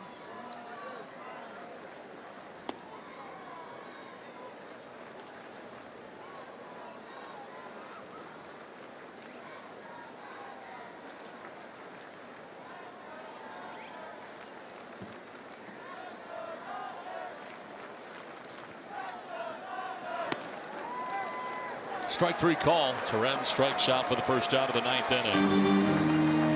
It's time now for the Carl's Jr. star of the game, and most home runs hit by a rookie in Padres history in one season now belongs to Hunter Renfroe, his 25th home run of the year. And for Renfroe, that home run came in the 5th. Solo shot to center field, and at the time gave the Padres a 2-1 advantage. Now trail 9-2. With 1 out here in the 9th inning.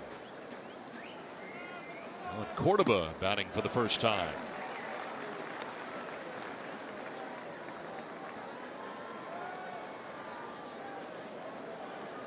.212, 4 homers, 15 runs batted in. Cordoba took over at shortstop.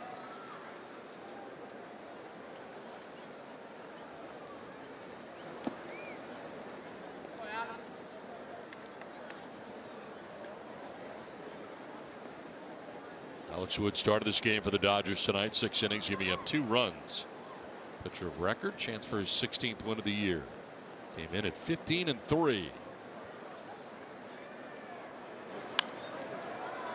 Fouled off to the right, and it's 1-2.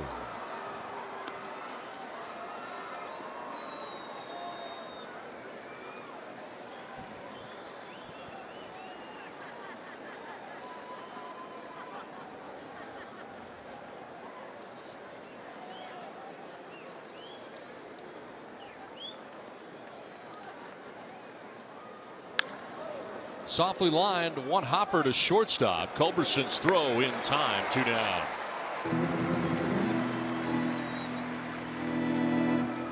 Rich Hill goes tomorrow. In the finale of this 3-game series, we finish up against Clayton Richard.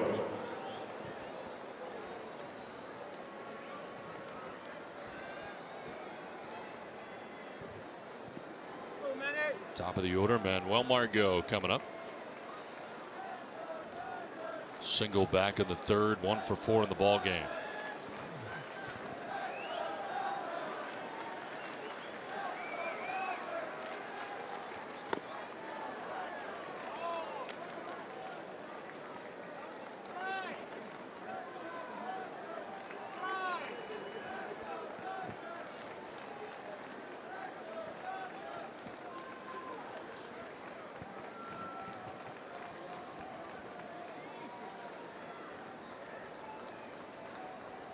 9 runs, 11 hits, 2 errors for LA, 2 runs, 9 hits, no errors for the Padres. Swinging a foul tip. Swing so hard the helmet came off for Margot.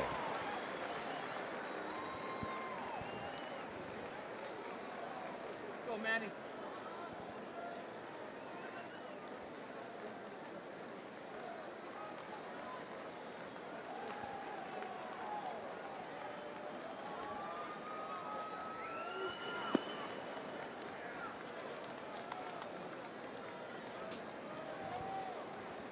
Five in a row retired by Dodgers pitching. Watson had a 1-2 3/8. Stewart has the first 2 of the 9th. Margot pops it up right side of the infield. Barnes ducking back to the outfield grass, makes the catch that ends the ball game. It's a 1-2-3 9th inning, and the Dodgers have taken the first 2 of this 3-game series. They down the Padres tonight, 9-2 the final once again. Padres Live is next. Mike Pomeranz, what's in store?